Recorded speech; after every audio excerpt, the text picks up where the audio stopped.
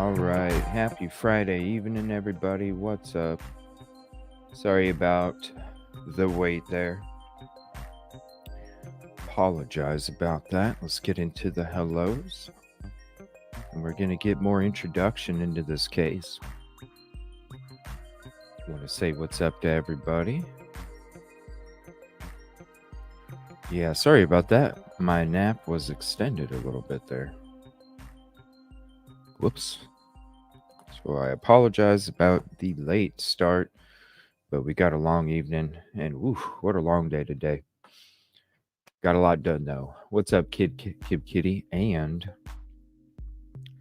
got some special stuff for you later on this evening. After this show's done, I'll be doing some more police simulator, and there's a surprise. So if you're not busy after this show, come hang out in the police simulator episode. You'll be surprised. It's going to be fun. Canadian True Crime Buff, good evening. Thank you for hopping in. Canadian Cat Lady, how are you? Chog Baby. Oh, it was a real good nap. I did not want to get up, though. That was a problem. What's up, Nana? But I'm glad I did, because we're getting ready to go. I apologize for that late start. What's up, Katrina? And tomorrow night, we will be doing Sigma Chi members only. Finally. What's up, No Chains? Natural Healing. Finally. Good evening, Kay. Oh, these sinuses. Caledonian Kilt.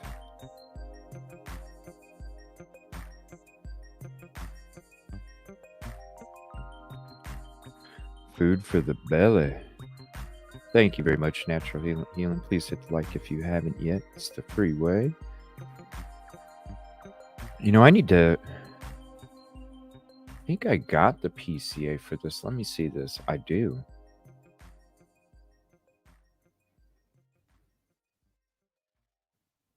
So we can get into that too if you guys want. But there's some other stuff we're going to be watching here. And I'll open up panel as well. What's up, Caddy? Let's see. Great to see you. Get through the hellos. We'll open it all up. Kelly Miller. Good evening. What's up, Tana? Cherry, just stopping by to say hi. I'll be back later on. Dawn Marie, what's up? Yoli, yo. We love her so. Scarlett. I know, YouTube's been so crazy. A lot of people aren't even getting notifications. And a couple of them, they were up for almost a day. So it's something with YouTube. YouTube chat, it's been breaking down too. I hope you're doing well as well. It is Friday. Happy Friday. Tomorrow night, Member Zone. Amy Lane, thank you so much. Yeah, it is a crazy world, isn't it? Natalie B. And it just gets crazier and crazier. Wildcat, what's up? Love the new icon photo. What's up? Christina K, good evening. How are you? Oh, thank you. There's another song that I came across. I was like, ooh, that sounds pretty good. We tried it out. It will be the intro song for the police simulator for right now. It's pretty cool. All right, so let me open up the panel. And we're going to get into this local news station, Pix 11. And they have a little special on who is Rex. So we'll check that out. Where's my thing at here? Hold on. There it is. Yeah. And any artist out there, we were in Dago's UFO show earlier. We were, again, somebody had mentioned Scooby-Doo. And if any artists want to draw a roster of us true crime content creators chilling in front of the mystery machine, little cartoon versions of each one of us, let us know. I think it'll be really cool for us, you know, our little true crime content family community that we have. For all of us true crime content creators to have a little cartoon version of ourselves standing in front of the mystery machine. I think it'd be neat. Oh, excuse me. Sorry about the the sinus allergy shit. All right, so I will throw the link out there And we'll get into this local news about who is Rex, and then we'll get into some of this other stuff. There's a press conference that was out earlier. We'll watch that too for an update. And we'll probably actually watch that after we watch this Who is Rex episode. Let me see here. Scooby Snacks. Yeah. What's up, Blue Flame? Thank you so much. Thank you so much. Been great support ever since you started hanging out, and I appreciate you checking out the show. Oh, you know, it's even my own chat feed. I have my own chat feed up when the show's going, and even my own chat feed is busting down. It's like, come on. You know, I even pay like the $15 or something for the premium, so nobody has commercials and, you know, all that extra stuff. It's like, dude, you make all this money already, you know, and you don't do anything. Us content creators do all the work, but we only get like 65%. So it's like, what the hell, yo? We only get 65%. We do all the work. I'm paying you to not have commercials when we watch videos on the show, and this is still, you know, it's like, damn. All right, let's get into it. Let's get into it. Pix 11. Who is Rex? Turn the music down. Join the panel if you'd like. If you want, if you missed the link, let me know. We'll throw it out there again. Here we go.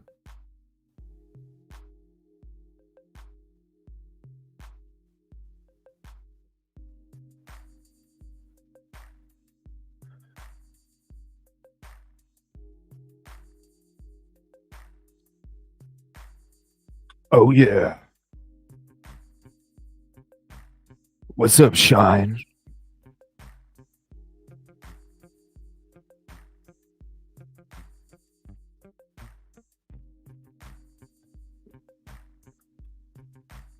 Ooh, I like this beat.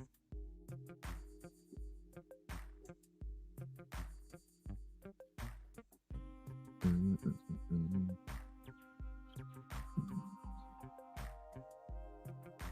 2023. Here we go.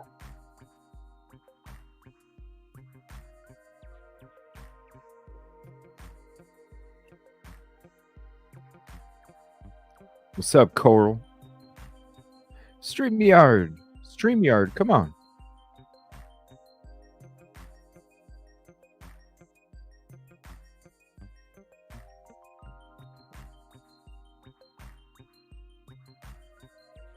No sound? Oh my gosh. Geez, for a long time there, it wasn't doing that. Now it's doing it again. Hold on. Thanks for letting me know. Let me know if it works. Rex Sherman is a demon that walks among us, a predator that ruined families. It took nearly 13 years Rex, did you do it? to track down Now you guys are probably wondering why I was doing that voice and shit. If it was just me playing, is the volume working here? the accused Gilgo Beach serial killer. You guys probably thought it was weird when I was like 2023. People are, y'all are probably like, what the fuck is he doing? Rex Sherman Now you'll is a demon understand. that walks among us, a predator 2023. that ruined families. It took nearly 13 years Rex, did you do it? to track down Y'all the are probably accused like, what the Gilgo hell Beach is he serial doing? killer. We executed over 300 subpoenas, search warrants. The amount of evidence that we're getting is massive. A married father of two, living in the house he grew up in. You never know who's living on your block. Now he's tied to multiple murders. They're human beings. And I know Amber was so much more, and I miss her terribly. This is a Pix 11 news special. Hunt the Gilgo Beach serial killer. Oh, 2023. You all are like, what the fuck is he talking about? I'm Mary Murphy on Gilgo Beach, where a serial killer investigation was launched more than a dozen years ago. 4 dead women who came to be known as the Gilgo Four were discovered here in the brush off Ocean Parkway in December 2010. Now police say they finally found the murderer. He was living a double life. He had a wife, he had 2 kids, nice job as an architect. And Rex Hewerman, 59, probably never expected to be surrounded by cops in Midtown as he left work on a Thursday evening. Rex, did you do it? Still wearing the same khakis, the towering suspect was accused of being the Gilgo Beach, Long Island serial killer known as LISK, who eluded law enforcement for more than a dozen years. But you were aware that he was patronizing other sex It workers? certainly appeared as though he was, yes. While investigators in white Tyvek suits immediately descended on Hewerman's lifelong home in Massapequa Park, armed with search warrants, the suspect was initially charged with murdering 3 of the Gilgo Four, Megan Waterman, Melissa Barthelemy, and Amber Costello, all petite online escorts who were discovered dead in 2010 with another escort, Maureen Brainerd Barnes, in the brush off Ocean Parkway. The only thing I can tell you that he did say as he was in tears was, "I didn't do this." 3 of the sex workers were bound in burlap, and Hewerman was named the prime suspect in the murder of the 4th, Brainerd Barnes. Forensic psychiatrist Dr. Park Deese consulted on the case of serial killer Joel Rifkin, another Long Island resident, and spoke to us about Hewerman's arrest. The most common sexual motive for serial killings is sexual sadism. Becoming the god to that victim is the offender's primal goal. The architect's neighbors on First Avenue in Massapequa Park were stunned that the hulking Hewerman hid the alleged crimes for so long. A map showing Wantagh Parkway near his home reveals how easily he could have driven to Ocean Parkway, close to the Jones Beach Exchange. He grew up there as a kid with his parents. Many thought that Hewerman's house was an eyesore. Detectives said they found hundreds of guns locked in a vault in the house, and fairly soon they were searching storage facilities nearby. Are there body parts or things that we need to take a look at? Are there trophies of some of the victims that, unfortunately, that he stored in that location? The crucial break in the case had come last year from a new interview with Amber Costello's roommate and pimp, who said that John had come to their house in Babylon on September 1st, 2010, the day before she vanished, and the client, described as ogre-like, was driving a green Chevy Avalanche. 6 weeks later, on March 14th, 2022, the name Rex Hewerman was first mentioned as a suspect in the Gilgo case. Not only did he own the Chevy Avalanche, but he matched the physical description. During a Google search of old maps, investigators discovered a green Chevy Avalanche parked outside Hewerman's house in plain sight. And now, a former escort is coming forward to say she talked about true crime investigations with Rex Hewerman during a date. Long Island stylist Nicole Brass appeared on Cuomo. And I said, well, have you heard of the Gilgo Beach murders? Like, his body language kind of changed, and like his eyes were like as if he was in a different place, like he was picturing it all over again. Like, it was weird. He almost kind of made the victims like seem like people who didn't matter. Hewerman's wife has now filed divorce papers, which were not contested. The wife's sister, Johanna, spoke briefly to Pix 11 News from her Long Island home. We don't know anything. We're hearing about most of it on the news ourselves, so we're just going to refrain from saying anything. And there are more revelations about the people Rex Hewerman did work for. Aside from contracts with New York City and Target, documents reveal he received $200,000 from former President Donald Trump's company to renovate office space at a downtown building. The revelations just reinforce investigators' beliefs that the serial killer suspect lived 2 lives. Dr. Deese said he would like to know if the burly Hewerman was bullied in his childhood. Law enforcement wants to know if the suspect is connected to 6 other Ocean Parkway victims, some of them dismembered. It could be that they are all linked or that some are linked. It would be quite a coincidence to have another serial killer working in the same area at the same time. Why would it matter if you're bullied when you're a kid? I was bullied pretty bad until 3rd grade, until I took 2 of them on at the same time and whooped both their asses.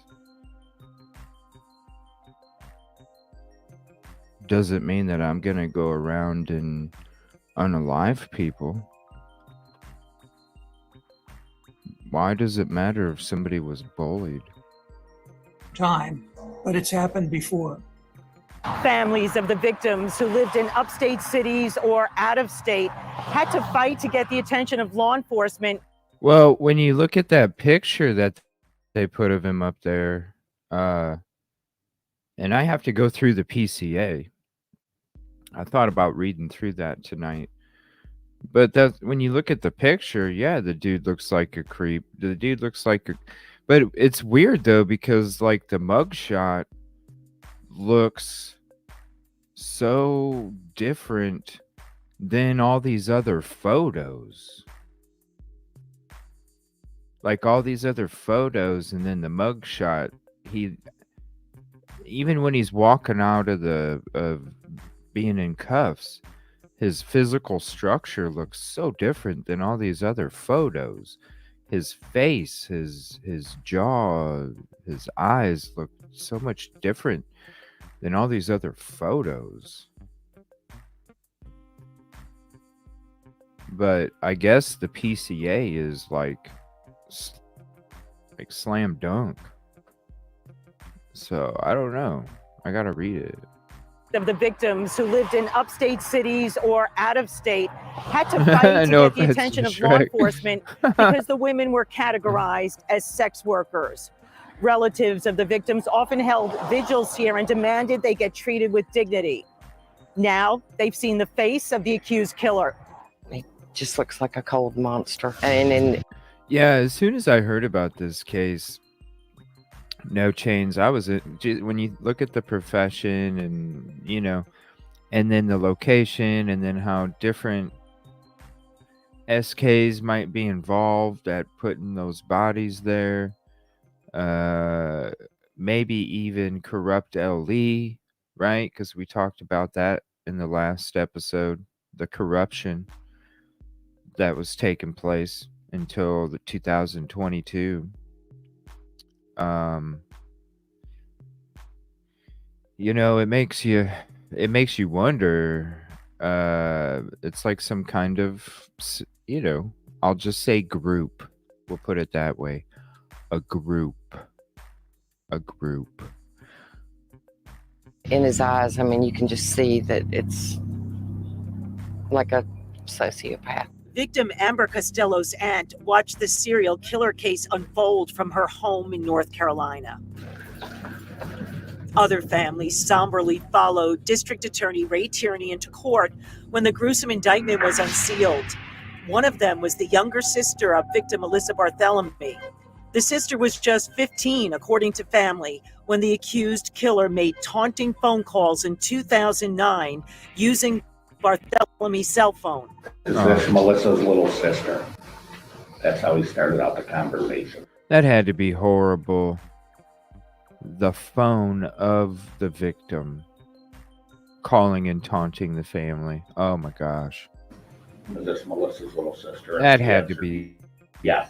Megan Waterman's daughter was just 3 when her mother disappeared. Doubtless.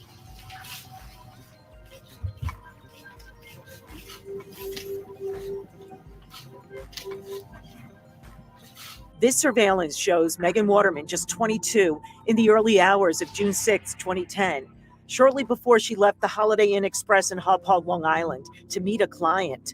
Prosecutors say that John was architect Rex Heuermann, based on calls from a burner phone he allegedly bought the day before Waterman met her demise.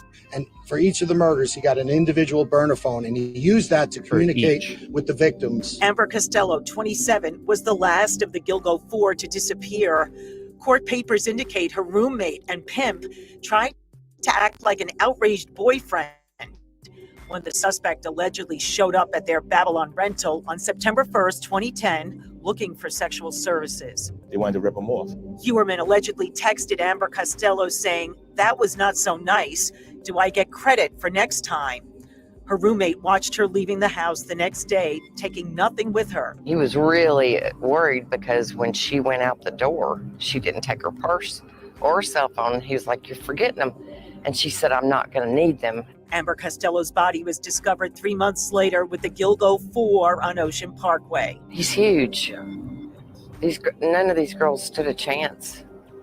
Not so nice. Do I get credit? Nah, I've never been into that shit, so I don't fucking know how it works.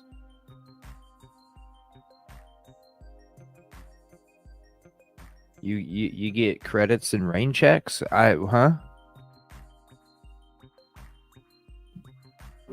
Against him. The Long Island serial killer investigation involved painstaking phone analysis, the search for better DNA technology, and the hope that a tip would come in that would change everything. The Gilgo Beach Task Force tracked Rex Heuermann for more than a year with physical and digital surveillance. A 32-page court affidavit claimed prosecutors had images of Heuermann buying extra minutes on his burner phones, hoping they weren't traceable. But experts did eventually trace his burners, they say, and some victims' phones to cell sites near Heuermann's place of work in Midtown Manhattan and 4 cell towers in Massapequa Park that were close to his home. And that was mapped out. That was called the box. It wasn't easy, Mary. Very, very difficult work. Once Heuermann was identified as the person of interest, we executed over 300 subpoenas, search warrants pertaining to this individual. That allowed the task force to check Heuermann's phone records and his online activity. In a 14-month period, he had over 200 searches pertaining to the Gilgo investigation. And by using fake online profiles, Heuermann also allegedly searched for 6 subjects like torture porn and child porn. He's a demon. He's an animal. He's just somebody that should not be around other human beings. The affidavit revealed Heuermann was... Oh, man.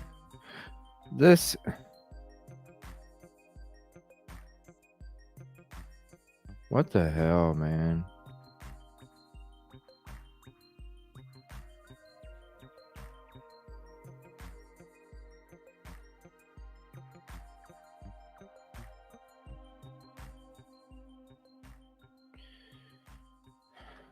And then a burner phone for each victim. It is. And I don't know. I wish they had more pictures. You know, they keep replaying the same stuff. I'm surprised they don't have more pictures than that. I'm definitely, I don't know. Has anybody read the PCA? Like, should I read the PCA? Yeah, I know. Tears in his eyes, right? What the hell is that? Nailed with his own DNA. Tears and in his his eyes. wife. After 11 bottles from lake trash in 2022, investigators swabbed them for genetic material. Lab results this year indicated female hairs found on 3 victims' bodies likely came from female DNA in the Heuermann household or car. The linchpin that sealed up the case happened when cops snatched a pizza box that Rex Heuermann allegedly tossed in a trash can near his Midtown office. When scientists tested the DNA recovered from the uneaten pizza crust, they say it matched DNA from the burlap used to wrap victim Megan Waterman. When we come back, an in-depth look at the decade-long search for the Long Island serial killer and how the disappearance of a young sex worker exposed the crime. What happened? These people are plotting to kill me.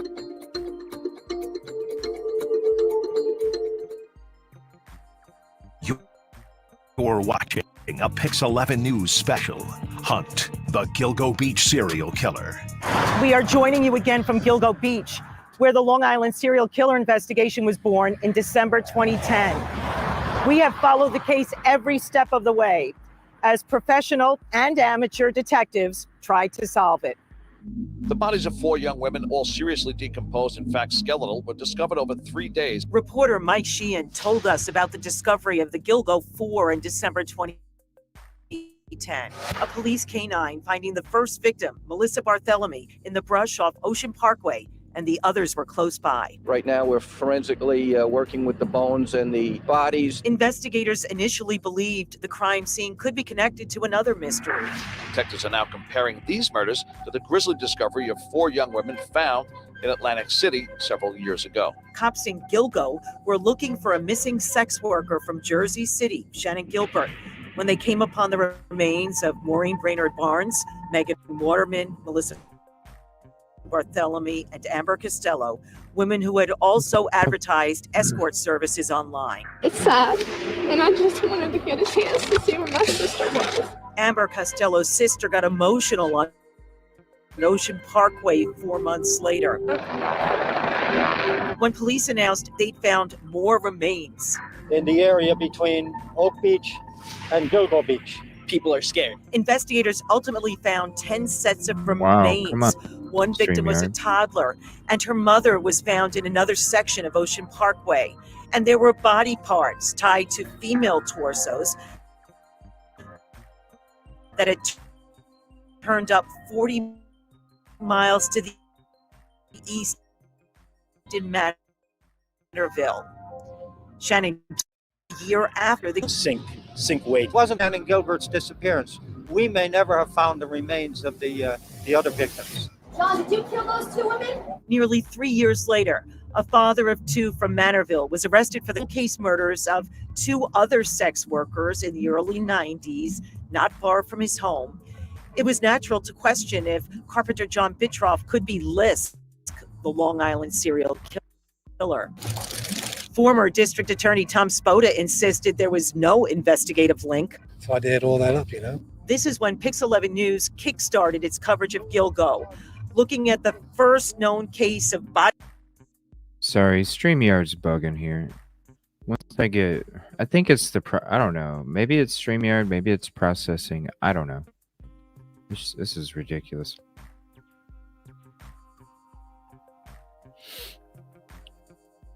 All right, I think it's catching back up now. Sorry. Former District Attorney Tom Spoda insisted there was no investigative link. So I did all that up, you know. This is when Pix 11 News kickstarted its coverage of Gilgo, looking at the first, taking a boat to the eastern end of Fire Island, Davis Park. In 1996, 2 female legs were found here wrapped in plastic. Years later, during the serial killer investigation, a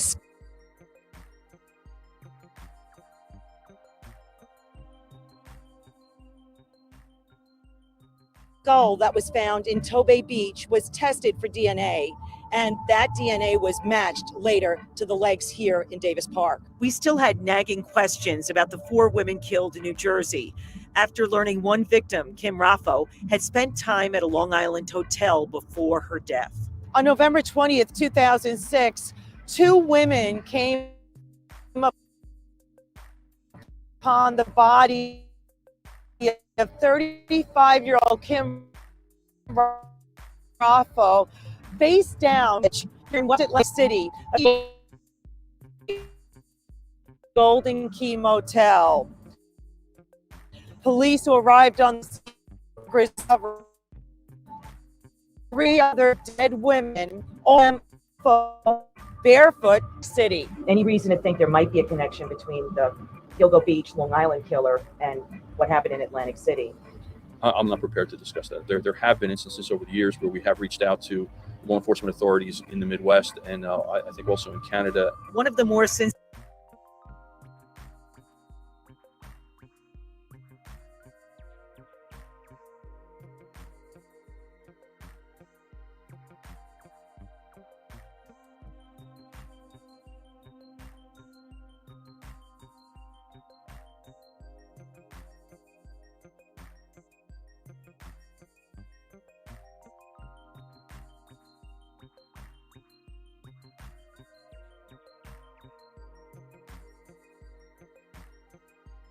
Sorry, everybody. StreamYard's bugging.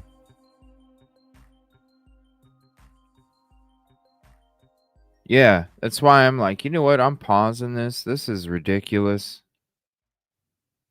Come on.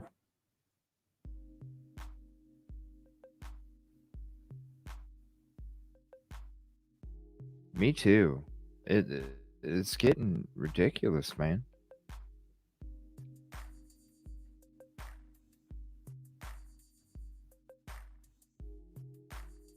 All right, we'll try this some more here. City. Any reason to think there might be a connection between the Gilgo Beach, Long Island killer and what happened in Atlantic City? I'm not prepared to discuss that. There have been instances over the years where we have reached out to law enforcement authorities in the Midwest and I think also in Canada. One of the more sensational developments in the Gilgo Beach investigation happened when James Burke, the former Suffolk County Chief of Department, was arrested for beating a drug-addicted burglary suspect who had stolen a bag from Burke's police vehicle. Embarrassing sex toys were found in the bag, and it emerged that Burke had been investigated for doing drugs Kelly. with a sex worker in the 1990s, not securing his gun in the process. But the original chief of detectives in the Gilgo case, Dominic Ferrone, did not believe Burke was involved in the serial killings. You don't believe so? I don't believe so. I really don't, and nor do I think it's the resident of Oak Beach. In 2020, during the pandemic, then Suffolk County Police Commissioner Geraldine Hart announced in a phone call that police had finally identified a Jane Doe in the Gilgo case. Today, we are announcing that Jane Doe number 6 has been positively identified as Valerie Mack. Mack, a young mom, was last seen 17 miles from Atlantic City. Her torso was found in Manorville in 2000, and it took genetic genealogy to identify her 20 years later. We once again asked authorities about a potential Atlantic City connection. We've been in touch with the Atlantic City PD throughout 2020, but at this time there is no link between this case and the Atlantic City case. Rex, did you do it? And now we finally have a Gilgo Beach suspect who allegedly killed when his wife was out of town. It remains to be seen whether Rex Heuermann took his own out-of-town trips. Shannon Gilbert, a missing sex worker from Jersey City, shed the light on the existence of a serial killer. Her family believed she was murdered while trying to escape a dangerous situation. But Suffolk County detectives don't agree. What happened? These people are plotting to kill me. Police waited a dozen years before they released Shannon Gilbert's frantic 911 call from a John's house on the fairway in Oak Beach. State police? Yeah, there's somebody after me. Cops have long believed she was having a mental health episode when she started banging on doors before running into a dark marsh. It almost looked like initially she died just in the brush, and she succumbed, I think, to the elements. Gilbert's body wasn't discovered until a year later. But the Gilbert family attorney said an independent autopsy report showed the dead escort had a crushed hyoid bone. The question becomes, is there a killer or killers? The search for evidence connected to the suspected Gilgo Beach serial killer is quickly expanding beyond Long Island.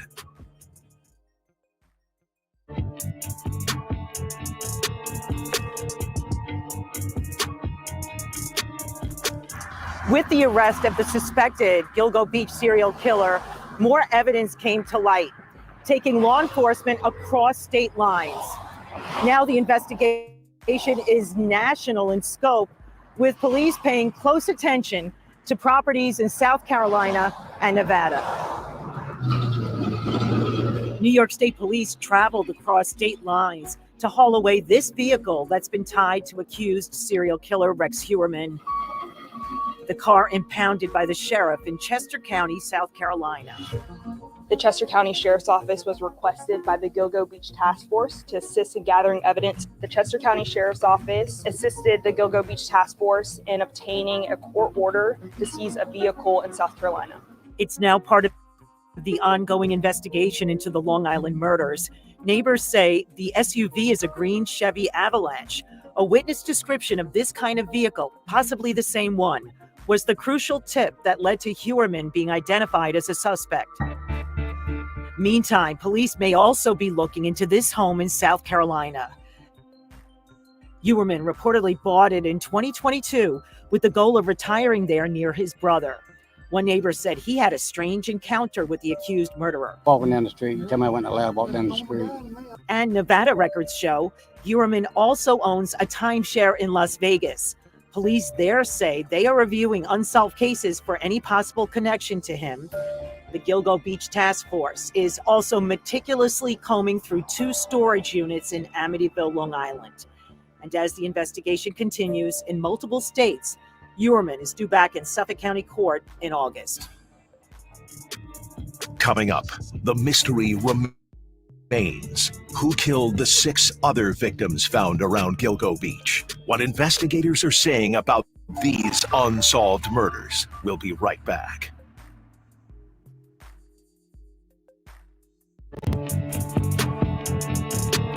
Investigators scoured Ocean Parkway after the Gilgo 4 were discovered in December 2010, eventually finding a total of 10 sets of remains, including a toddler.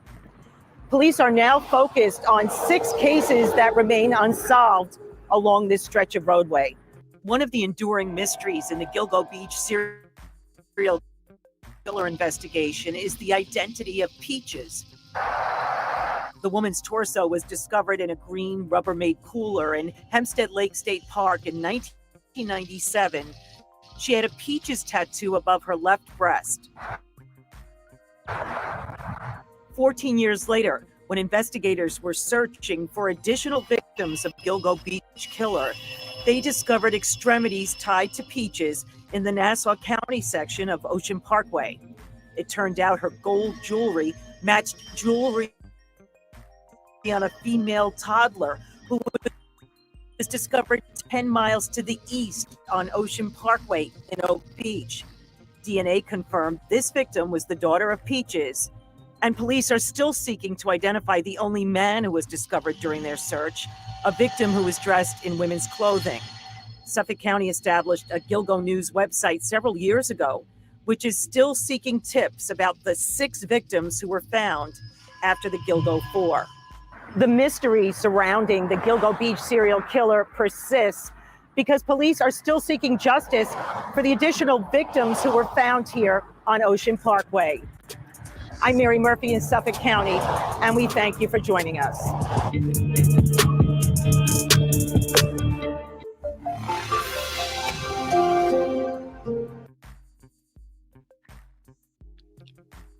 Damn, this being buggy right now. I apologize that. Thank you everybody for hopping in. I have not read through the PC yet. What's up? What's up? Be safe on the trip. Oh my gosh, StreamYard.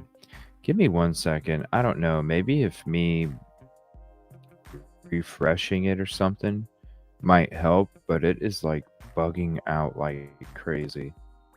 So give me 1 second. What's up, Clyde? I hope everybody else hopping in. Thank you. Just give me 1 moment. I'll be right back.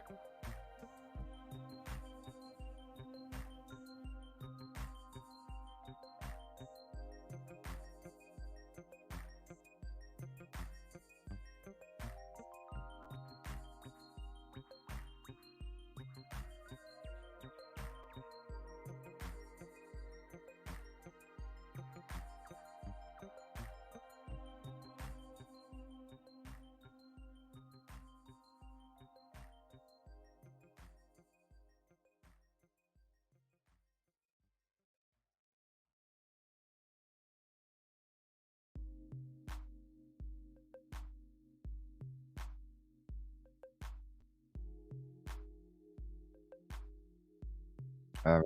Hopefully this helps. I know sometimes when I do this, it helps.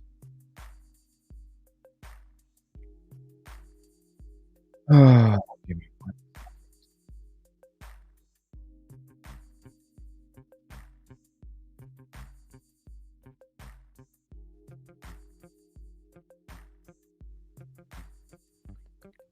Give me 1 moment here.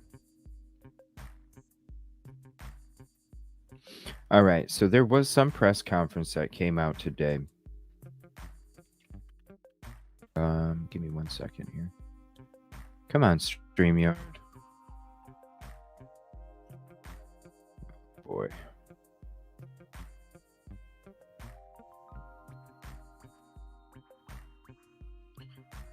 Oh, man. Come on. Come on. There's a press conference that came out today, and I think it has to do with the wife. So this was about the Shannon Gilbert part, so we can watch that. Alleged killer amongst us. I thought that'd be something good. Another court TV. I don't really care about inside the home, but tracking the trail I thought would be a good one too. Or we can read the PCA. So let me see here. I do want to play. There's a small. This is the Inquisitor.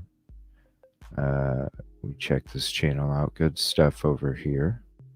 So let me share this link. Check out this small video, and then let me know. Do you want to read? You want me to read the PCA? I haven't read it either. Let me see how many pages it is. It is 32 pages. So I'm not sure how lengthy of a read that would be, but I have the PCA. And let me shrink this up a little bit.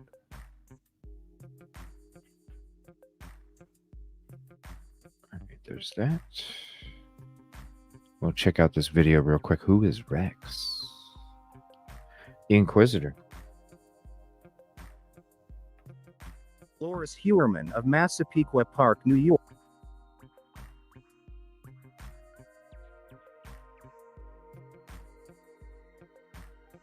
Let's see that.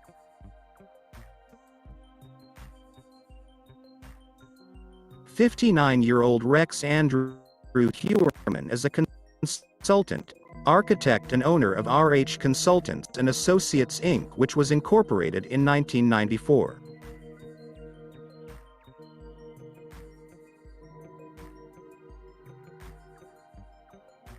Rex Andrew Hewerman was born to Theodore Hewerman and Dolores Hewerman of Massapequa Park, New York on September 13, 1963.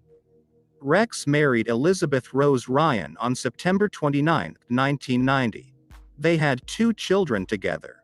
Rex graduated from Berner High School, Massapequa, New York, and attended a drama class in the school with actors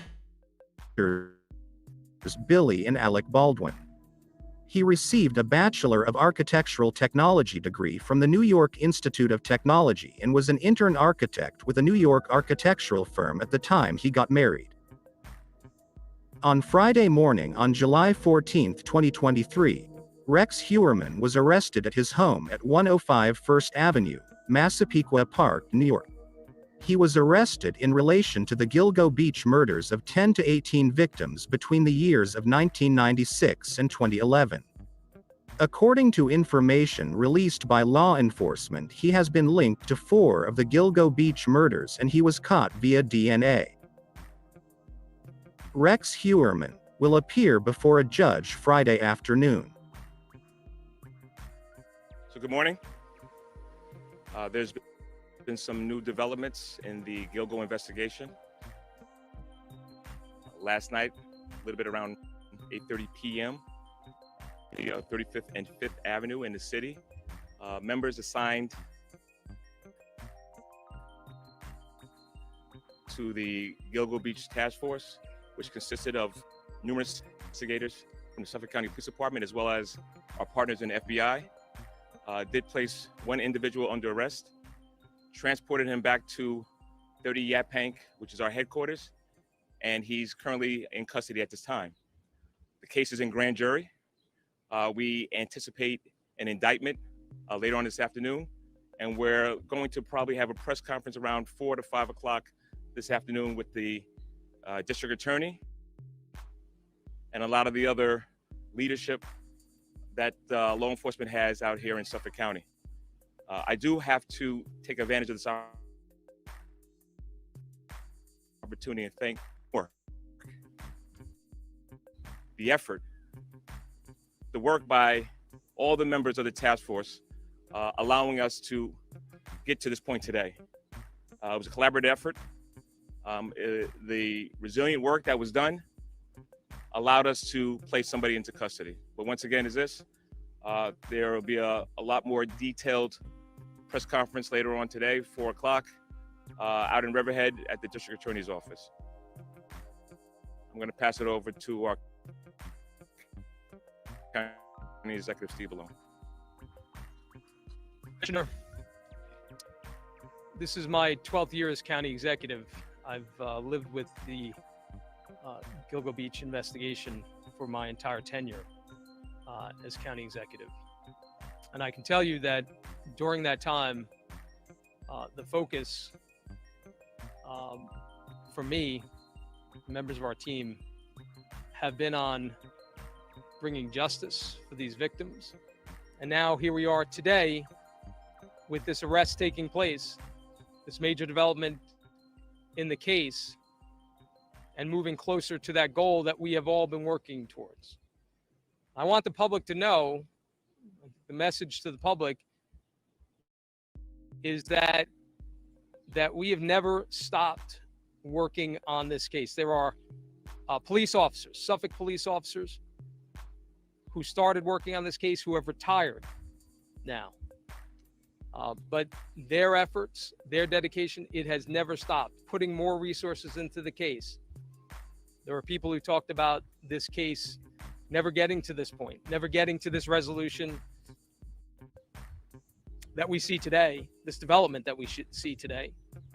But it was the nonstop, dogged determination of the men and women of the Suffolk County Police Department, our investigators, and our partners in law enforcement, including the Nassau County Police Department. I want to thank Commissioner Ryder. All of that work never stopped. And a message to the men and women of the Suffolk County Police Department. My thanks to you and specifically the investigators here and the team working under Commissioner Harrison. I've always been incredibly proud of the men and women of this department. This is one of the finest law enforcement agencies in the nation and the world. And I'm proud of the work that they've done here to bring us this much closer.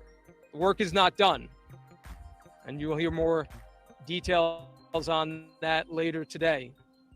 The work is not done here, but this is a major, major step forward in achieving the goal that we have had from the beginning, and that is, again, to bring closure to these families and to bring justice to the victims in this case. Oh, come on, StreamYard. Discuss later. Thank you very much. Come on, StreamYard. Rex Heuermann. I'm an architect. I'm an architectural consultant. I'm a troubleshooter. Born and raised on Long Island. Okay. Been working in Manhattan since 1987. Oh, wow. Very long time. Okay. So this brings directly to my first question. So, can you explain to our audience what is it that StreamYard's you do? bugging. Not the architect part of your business, but the This is a other creepy part of the interview. business, which is my understanding that you're kind of a facilitator with the Department of Building. Is that correct? But please tell us. That's correct, but much more. Okay.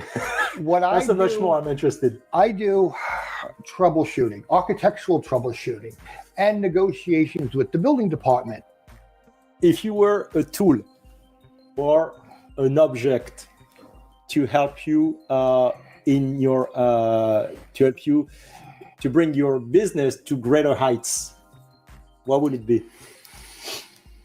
That's an interesting question. I know. Because for what I do, we have to have so many tools in the toolbox. Just one. Just one. Just one. Or an object. It doesn't have to be a tool. It can be an object. You know what? Yeah. I know. All right.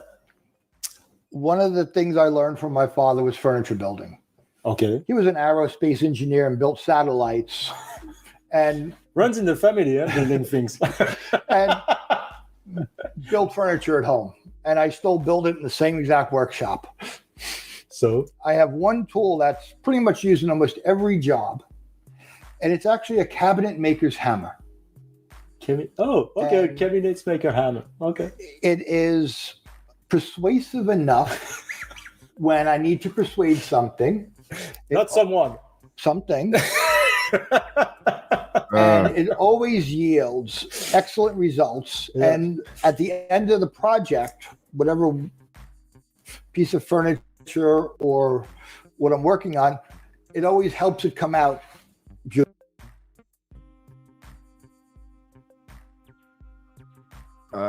Come on, StreamYard. Oh my god. Come on, StreamYard.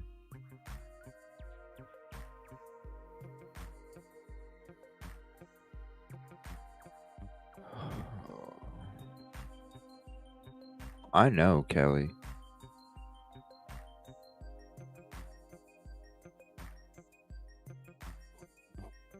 Yeah, about the carpenter's hammer.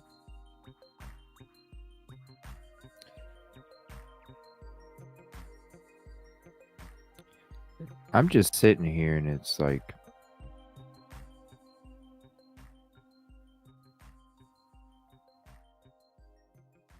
acting crazy.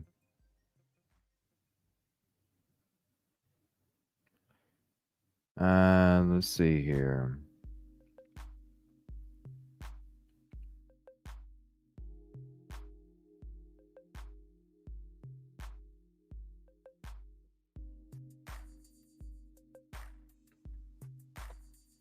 All right. Well, we'll read through some of this PCA here.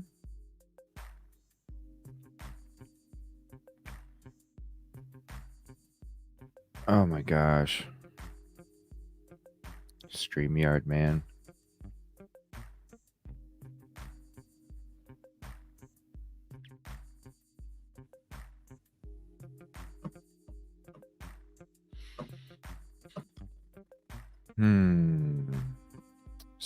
StreamYard.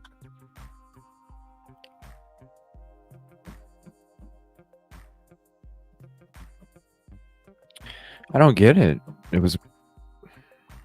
I'm just sitting here and I can hear it fucking up.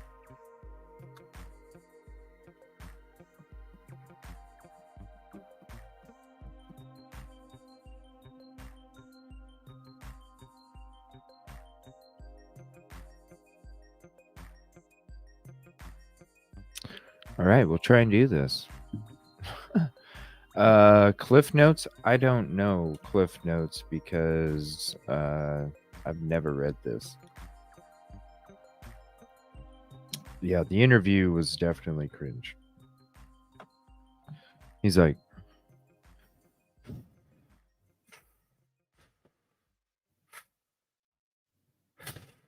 it's like, whoa. Oh my gosh. Peanut butter, fudge, cookies.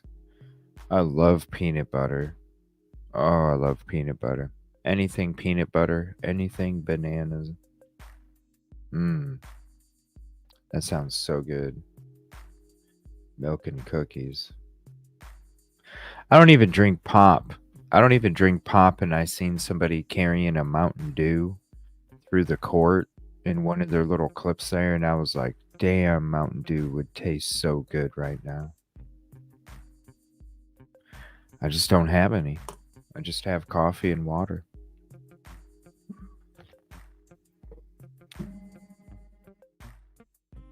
What the fuck was that? A fire truck?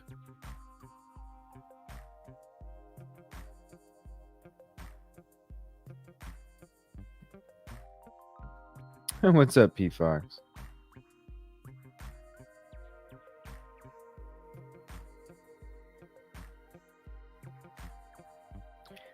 How to deal with heritage listed buildings? What?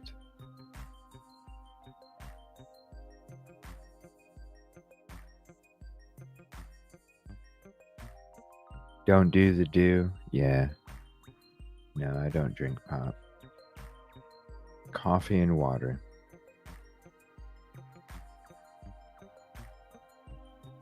I never even heard of heritage listed buildings, and I don't understand how this. How does that? Later in the interview. So why does it make you think about heritage listed buildings, Caddy? I'm curious to know. I like to explore all thoughts and theories, and so I'm curious, like, what about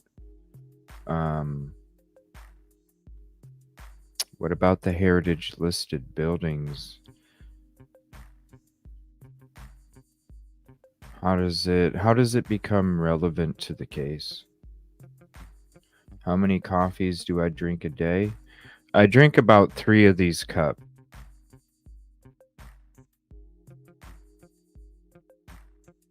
Water the rest of the day, and then I drink a cup in the late evening, and then maybe like a half a cup.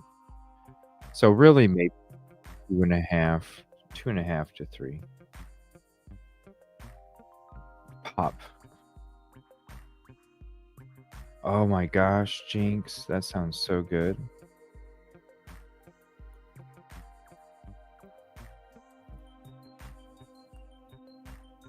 Oh, okay, so that's what they are. So were any of those heritage listed buildings, were those places where some of the I'm new to this case, so I don't know. Is that where some of the building did some of the crimes take place at some of those?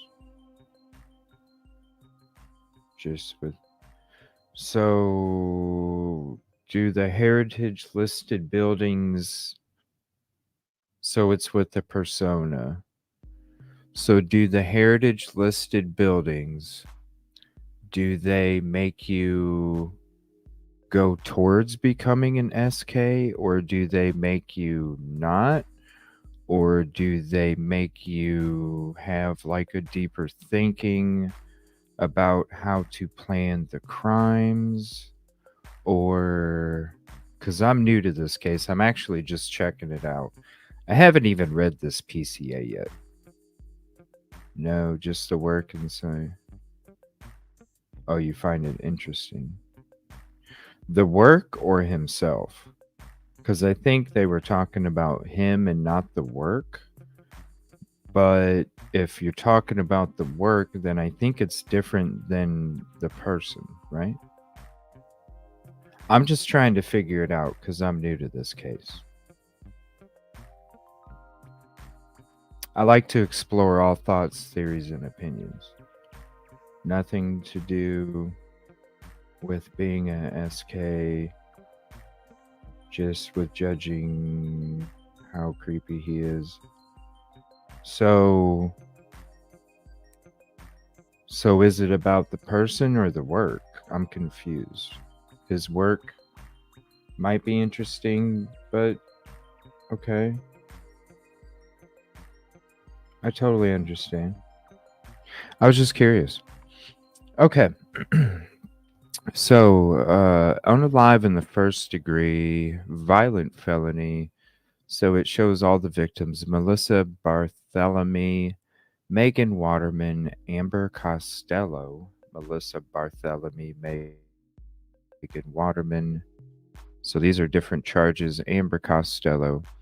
As described below, based on the serious, heinous nature of these serial unalives, the planning and forethought that went into these crimes, the strength of the people's case, the length of the incarceration the defendant faces upon conviction, the extended period of time that the defendant was able to avoid apprehension, his recent searches for sadistic materials, CP, images of victims and their relatives, counter surveillance conducted online as to the criminal investigation, his use of fictitious names, burner email, and cell phone accounts, and his access to and history of possessing firearms, the only means to ensure defendant Rex A. Heuermann's return to court is to remand him without bail.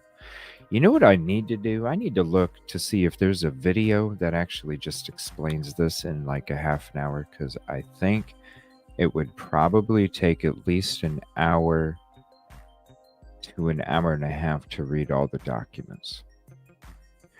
I'm gonna go to chat here. Let me look through my videos and see if I have a video that explains the PCA, okay? And then we can just watch it instead of me read it. Hold on. I should have did that first, but that's what, it's a live show. We're on the fly, we're on the fly. So one day when I'm got that studio and I have somebody sitting at a desk right over there that's already prepping all this shit, and all of a sudden it just pops up on my screen like Rogan, we'll be golden, baby. Be like boom, boom, boom, boom, boom, boom. Unfortunately, you get to appreciate the process. All right, let me look through my stuff here. Let me get to chat real quick, then I'll look through my stuff. If anybody has a link, if you have a link that has a video that goes through the PCA that you want to send, go ahead and send it to me. I'm going to look through chat real quick. And then I'm going to see if I can find a document here.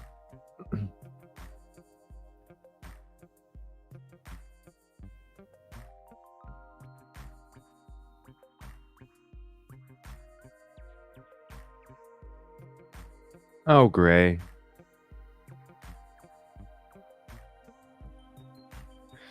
Let's see here. You have to follow the code. Do I put sugar in my coffee? No, I do not. I just put creamer. French vanilla creamer. Blueberry coffee sounds damn good. Seriously, I love coffee. I would love my first sponsor to be a coffee company. Just give me free K-cups. Like great value from Walmart. Yo. I think I just say the F word too much. But that's okay. I am who I am. Reese's chocolate, that sounds good. Yeah, if anybody has a link that explains the PCA, send it to me, please. Otherwise, I will look. Oh, it's good, Gray.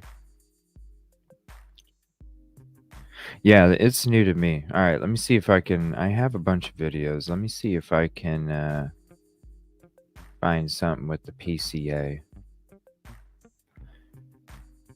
Because it would take me like at least an hour and a half to read through it. I would miss a whole bunch of chat. And honestly, I think from now on, if I do any read-throughs of any documents, I should probably do the read-throughs offline. So that way I can, so I don't miss your guys' chat. And then I'll just put my read-throughs out there. Let me see.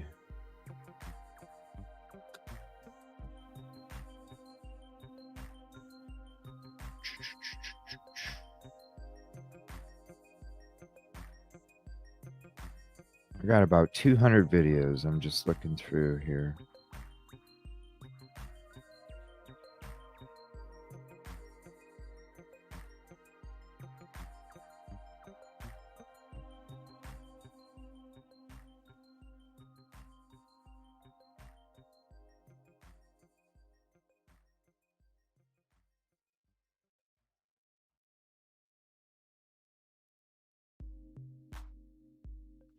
Well, Jays for Justice did one. That's hour and 42. That's a long time. That's too long. There's got to be one that's like a half hour, 45 minutes,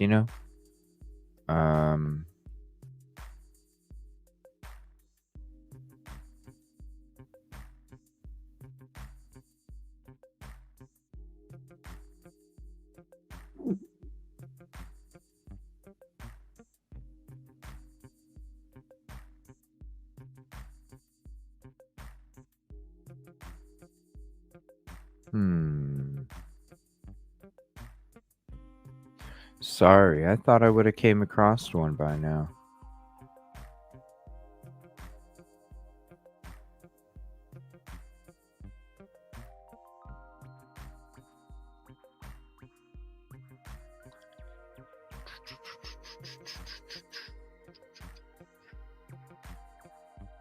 I guess not.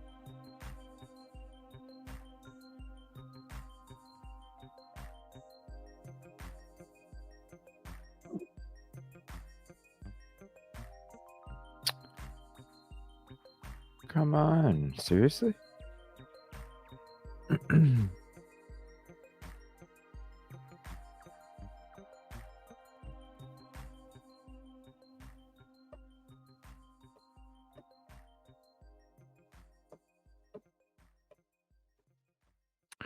Wow, I guess I don't. Let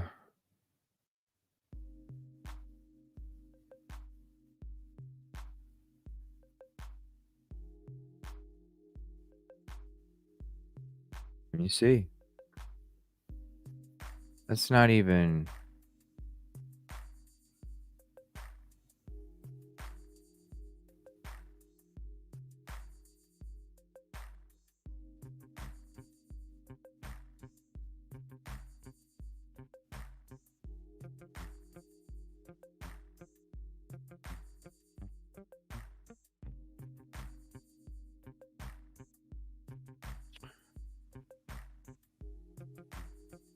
Okay, I think this is what it is. Hold on one second.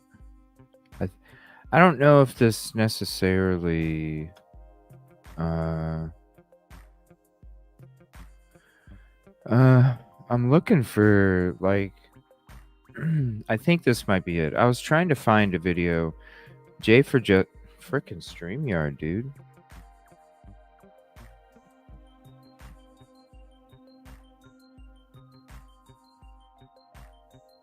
Frickin' StreamYard. I was trying to find a video that would summarize the PCA because this is going to take me like an hour, hour and a half to read through it. And I thought maybe there was a video vibing. Yeah, like kind of choppy though because we're like kind of glitchy tonight. I wanted to find something that was a little quicker, so we didn't have to do an hour, hour and a half. Gosh, y'all talk about blueberry so much. You make it. Oh, I wish I had some of that blueberry coffee. That sounds so good. Jeez, that sounds so good. I think I found one though. Lawn crime. I think this will explain. Because basically they use the PCA to get them. And what I'll do is I'll do a read through of the PCA offline, and then it'll be, like that. And then I can always play it in a show. But let me share this. This is Lawn Crime. And we'll watch this. We'll see. If I end up having to read it, I end up having to read it. I just wanted to have some kind of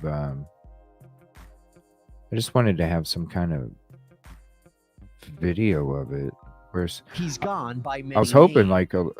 like a lawyer. I could find a lawyer reading it, right?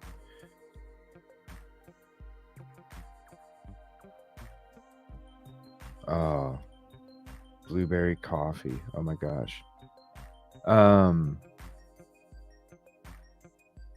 Look at my article link instead. What, did you send me a link?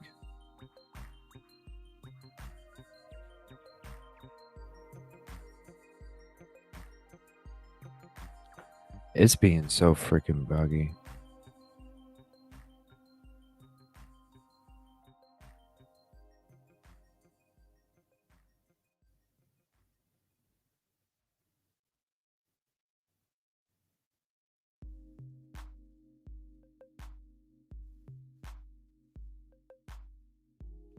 Oh, nice. The architect, thank you for sending me the actual versions of what you posted. That's so awesome of you. Thank you so much. Hell yeah. Dang, I just noticed that. Sorry, my email box is like you couldn't imagine like how much stuff people send me. Um yeah, if I missed the email for the video, let me know. Just send it to me again so it's at the top of my email box. What's up, Dave? Yeah, thank you so much. Appreciate it. It's just a little chill. That's what I was looking for that too. I didn't see one. So if anybody has a link, yeah, because I would like to just sit back and listen to a lawyer talk about the PCA instead of me read it tonight. That's all. But I can read it if we have to. But when I typed in Long Island PCA, this is what it came up with. Law and crime, how they caught the Long Island serial killer, the Gilgo Beach murderer, and now authorities say they've identified him by his true name and taken him into custody. I'll We're read it if we unraveling need the to. mystery that dates back more than 10 years. Law and Crime Daily, covering court cases from coast to coast. Law and Crime Daily.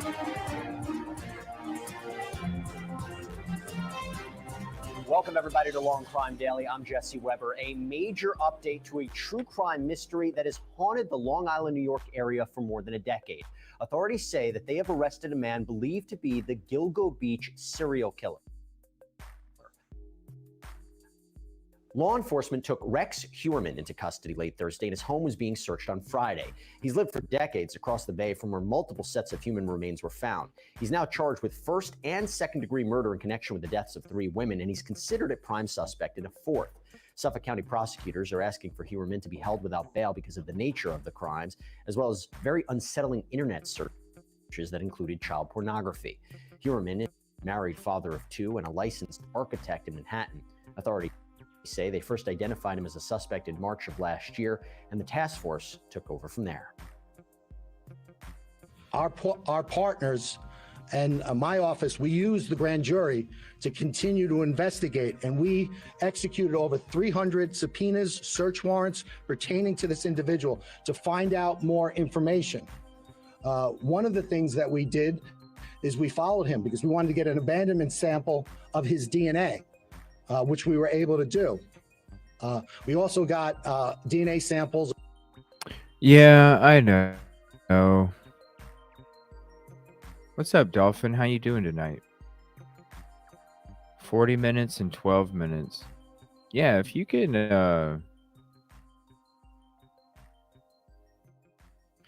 frickin' StreamYard, man. This is crazy. StreamYard.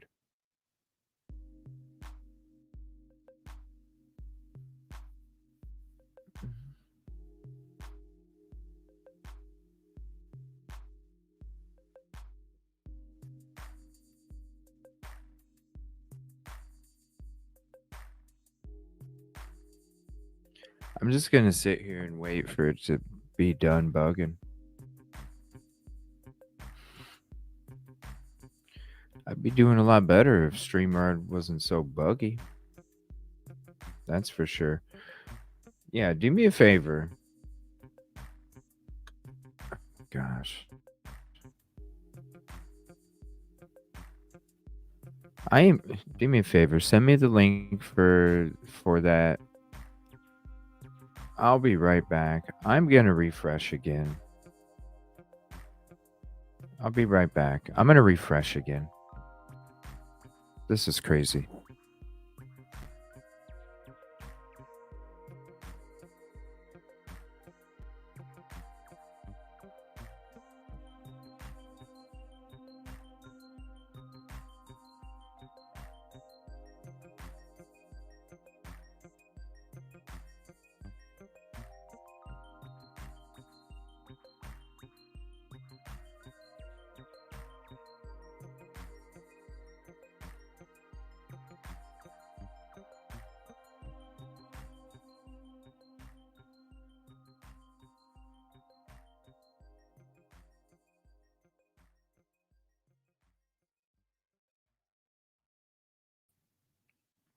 tomorrow, I'm going to tell you tomorrow.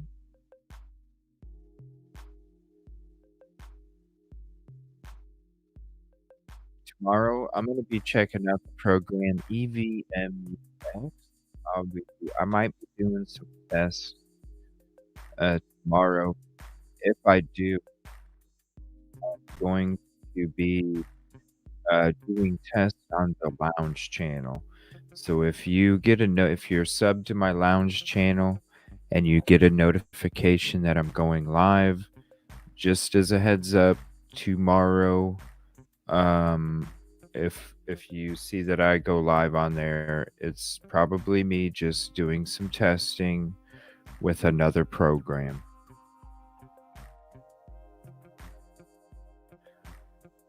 I love how StreamYard's set up. I'm used to it.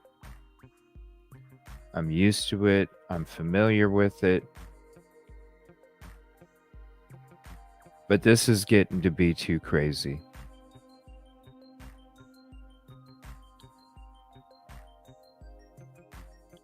So if you see me live on there tomorrow, I'm just doing some testing, seeing what I can do with it. I might start using EVMUX or something. I don't know. I don't know how you do panels. I don't know how you do any of that stuff. I don't know. I tried one stream. It was worse. Are you serious, Danger? Well, thank you for the heads up. Appreciate it. At least I'm not going to waste my time. Appreciate the heads up. Now, the background music doesn't eat up the space.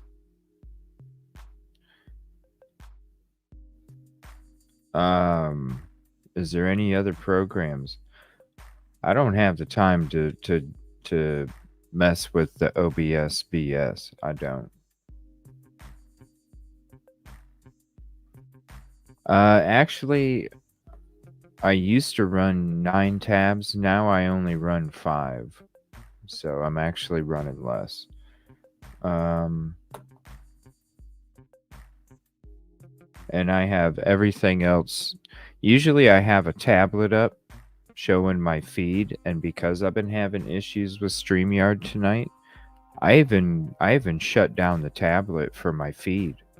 I'm not even running my tablet, and it's still it's StreamYard. $40 a month plan is better at one stream, but the StreamYard 20 is better than the option. Really?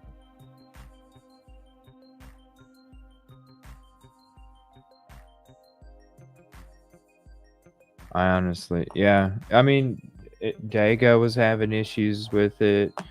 I mean, even YouTube's bugging out the last few days too.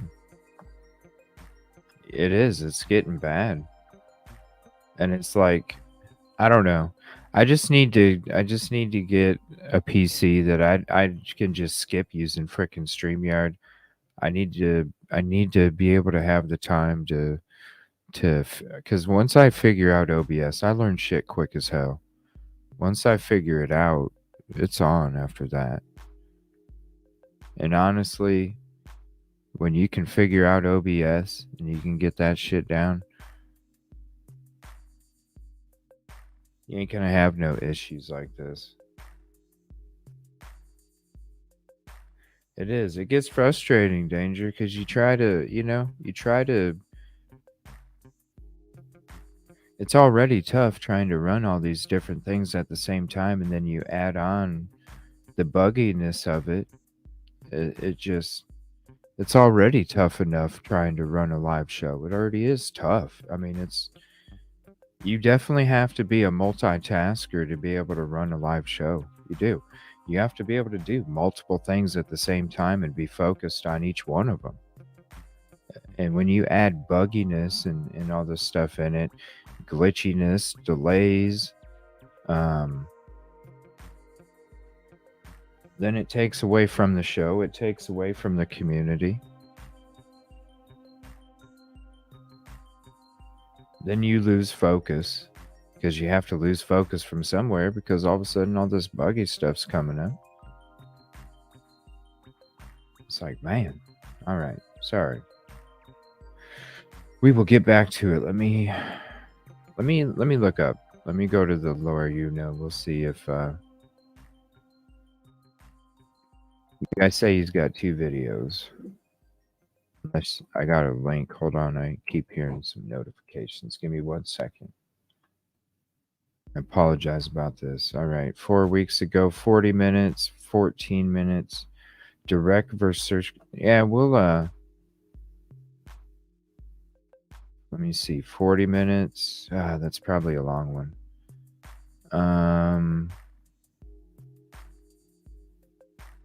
Let me think here. Oh, it's all good, Silky. It's being ridiculous. It's being ridiculous tonight.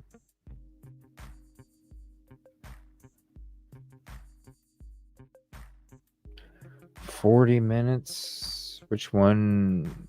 Well, there's one that's direct versus circumstantial.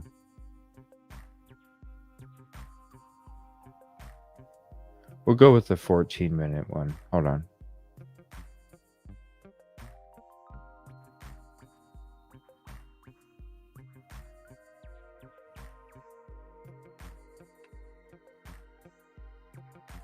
Sorry, I gotta bring all this stuff back up.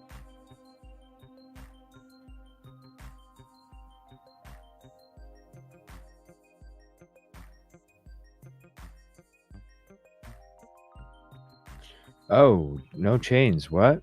Hold on.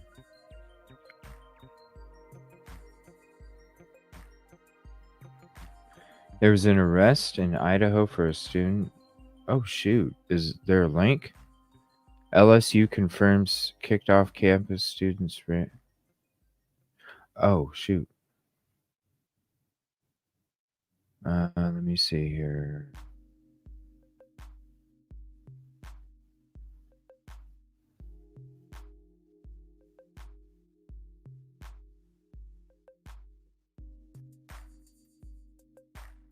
What?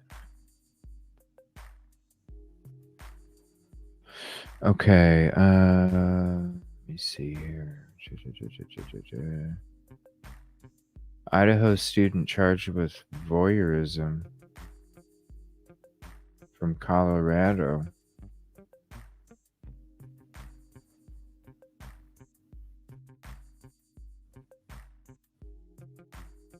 Hold on 1 second.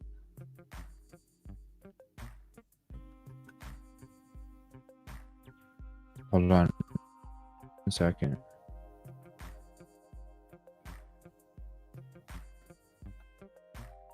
Oh, StreamYard, come on. This is getting crazy.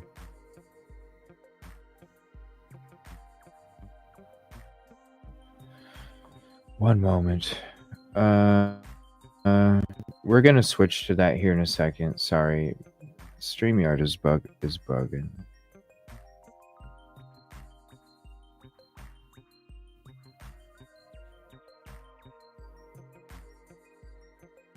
I'm trying to get it all set back up, but it's on.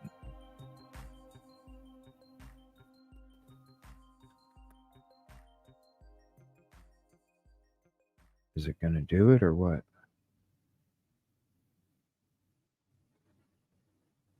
Okay. Yoli's hopping up too. Thank you so much. Good evening. How are you? What's I hear up? an echo. Yeah, StreamYard's I'm acting. StreamYard's acting crazy tonight. Do you have your YouTube feed up? Is that the I echo? do. I have. Oh, maybe, yeah. Should I close it? I should close it. Okay. Well, you don't have to close it. You can just mute it, but you can Okay. close it too. 'Cause Can you can get comments. hear me? Can you hear me? Yeah, it's just cutting out sometimes because the Hello, can you hear me? StreamYard's bugging. Yeah, Okay. So I'm okay? sorry. Yeah, you're fine. StreamYard's Okay. bugging, so it's cut. I don't understand. Like I'm getting full. Like I have full bars, and it's cutting out like I have none. It's That's weird. I don't understand it. Yeah, I don't understand it. So this is what just came through. BYU Idaho student charged with voyeurism. So February 27th, 2023. This is old. Wait, did I miss the read? I did, huh? So no, I didn't read it because it's being so buggy right now, so I figured we could watch a video on it. And we were going to watch a video. This is what was sent in Discord. Okay, so what's this video? I don't know. At Brigham Young. Yeah, I pay for this $28 a month just for this. Yeah. Let's see. Good audio and video. So this was in February. Oh, August. It says August 11th. Well, what's February 27th? Confused here. August 11th, February 20. Maybe that's when. I don't know. They're reporting it on August 20. What? I don't know. So who is this person? This is a student was arrested for allegedly using a digital camera disguised as another item to record male roommates in various stages of dress and undress. What? How did we get here? I don't know. What does this have to do with Idaho? I don't know. Oh, happy birthday. What does this have to do with let me see. Hold on. Or does it have to do with Idaho? No, So somebody sent you this. Somebody sent you this via Discord? Yeah. I think they were saying somebody had mentioned it in the chat earlier or something.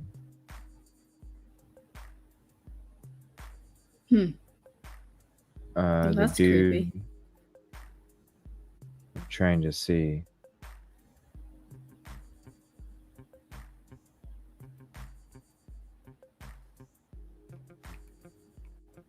Let me see. The 40 minutes would probably. Yeah, but I wouldn't be able. That's what I'm saying. If I do the read through, I'll just do it offline. So, because it's definitely being buggy as hell, and if I do it offline, I can get it done in probably 45 minutes.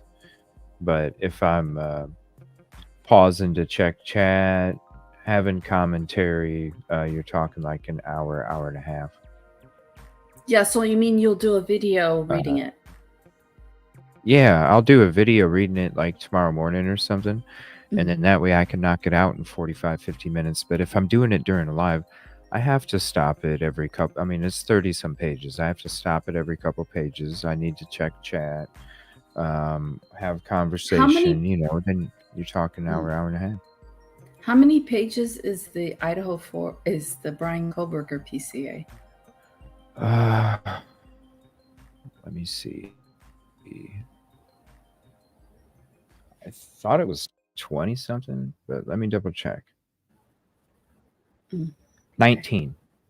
Hi, Dolphin. 19 pages. 19. Yeah, that one's 19 pages. Oh yeah, I was going to do the live PCA read through from January earlier this morning, but I never did. I'll do that another time. But they said the lawyer has a 40-minute video that talks about it, so we can check that one out. Well, there's actually a 15-minute video that discusses the direct versus the circumstantial evidence. That's probably a quicker way to get caught up. And yeah, I'll do a offline read through of the documents, and then we'll do it on the next show. Okay. Let's see. Here's that. What is going on? Yeah, this is strange. I'm hold like frozen. Yeah, it's definitely driving me nuts. It really is. Oh, here we go. All right. Yeah, it like cuts out and stuff. It makes it hard. Yeah. All right, here we go.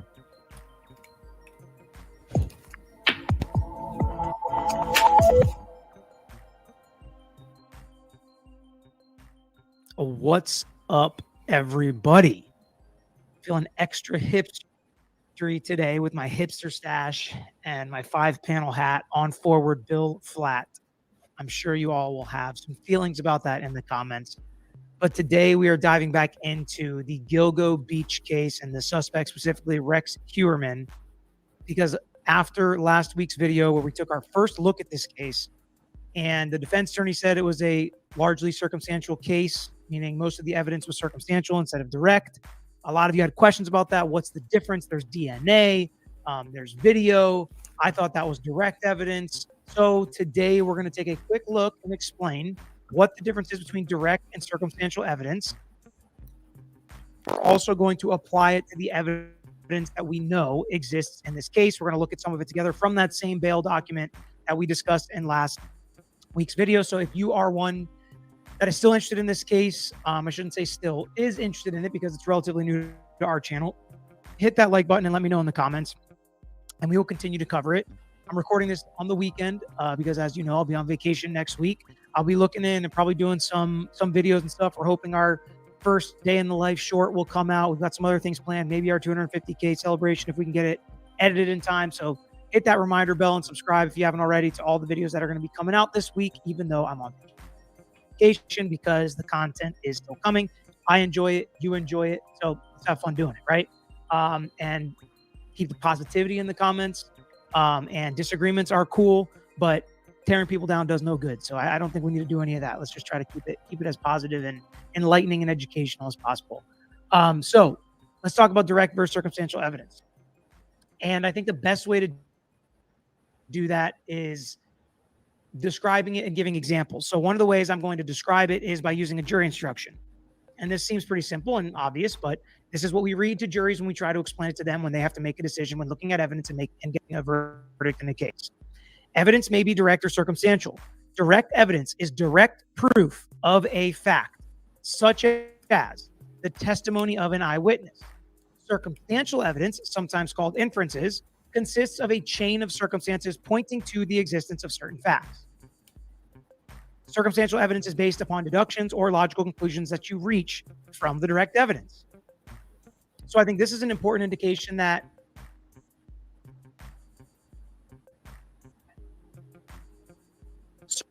evidence of a fact, but it's not necessarily direct evidence of the fact that the defendant committed the crime. And I think that's something where people get confused. So some examples, and people's first inclination is always, well, we can't expect this to be in every case. Sure, but it does happen. It happens in a lot of cases where there is either a video recording of the defendant committing the crime, an audio recording, undercover tapes of the defendant admitting the crime or committing whatever the crime is, right? And confessions and things like that. An eyewitness. I saw the defendant commit this crime. I saw Rex Heuermann in this case do this to these girls, take them to the beach and bury them. That would be direct evidence. That doesn't exist in this case, as far as I know. That would be direct evidence. And then usually this would be considered direct evidence if you can match a bullet with the murder weapon. If you can put or match the defendant's fingerprints on that weapon as well. That is usually direct evidence.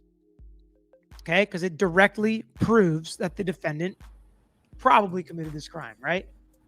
So then when we talk about circumstantial evidence, a video of the defendant fleeing the scene, DNA at the crime scene, DNA, like in this case, on the tape or the burlap sacks or the belt in this case. Sorry, not tape. That's Brian Koberger's case. I'm sorry, that's Lori Vallow's case, not Brian Koberger's case. Koberger's case, DNA at the scene, circumstantial evidence. The hairs connected to the defendant's wife. In this case, circumstantial evidence. Right? You understand why? Because it's circumstances that we can draw inferences from that would make us think, why would that happen if he didn't commit this crime? Not directly proving that he committed the crime. Other circumstantial evidence. We know the defendant was at the location. If something happened at a party and the defendant was one of the people at that party, that's circumstantial evidence. Doesn't mean he did it, but he had the opportunity. Same thing in this case. We know the defendant's wife and state ranges where all of these crimes, when these crimes were committed. Circumstantial evidence. Those are circumstances that could lead us to believe a specific fact. It can be incredibly important. It's the same thing when we talk about it in jury selection and we say direct evidence would be video of it snowing or raining outside, usually is what we use in Florida. Video of it raining outside. That proves it was raining outside. But circumstantial evidence is the ground is wet. People put their umbrellas down. People's clothes are wet. Circumstantial evidence, right? We didn't see the rain, but we can infer it based on those facts. And I think it's important for us to remember this as we look at things, that circumstantial evidence can be incredibly strong and can prove a case.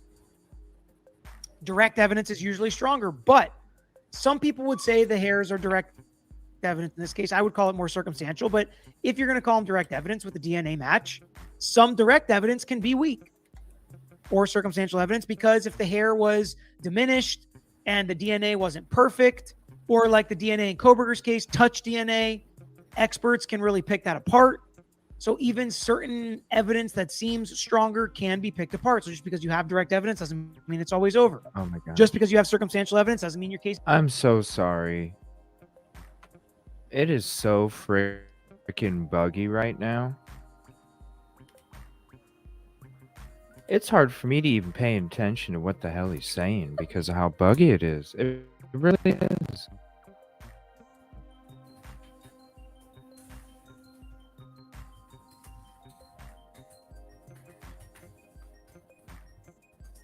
Starting to wonder if I should just take a couple minutes, 5 minutes, and reset everything. I don't know. I don't know what else to do with StreamYard. I really don't.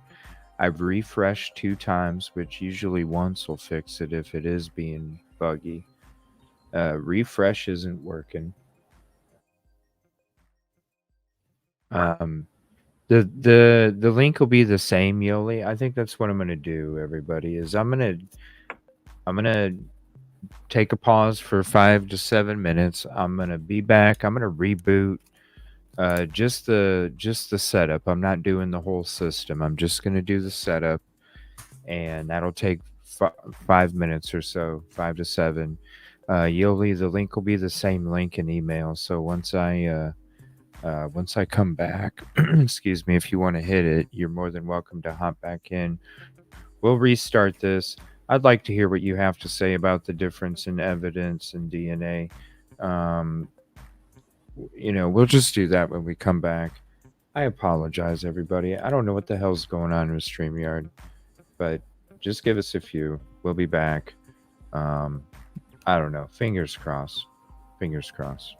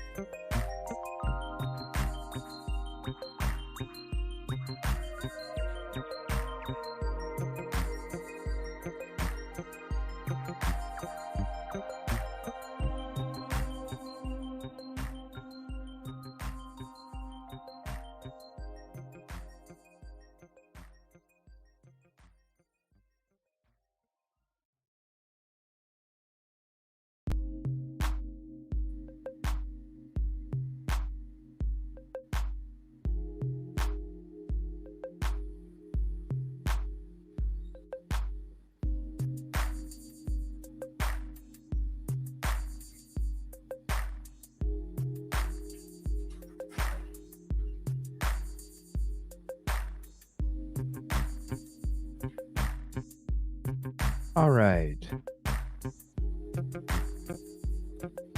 I don't know. It's still sounding. We'll try it. Turn this music down. There we go. All right, now we'll try it again. Now it's not sounding very promising. If you want to, Yoli, would you want to talk about your opinion on the direct versus circumstantial, or do you want to sit back? Circumstantial versus direct evidence? Yeah. Or do you want to sit back and listen? It's up to you. Yeah, we can listen to the lawyer, if it goes well. Okay. I mean, I don't know how buggy it is, but I mean, I can explain it too. Let me see. Let me try and play it. Let me see how it is. It's only a few minutes. And I want to listen to you no matter what, even if this is buggy.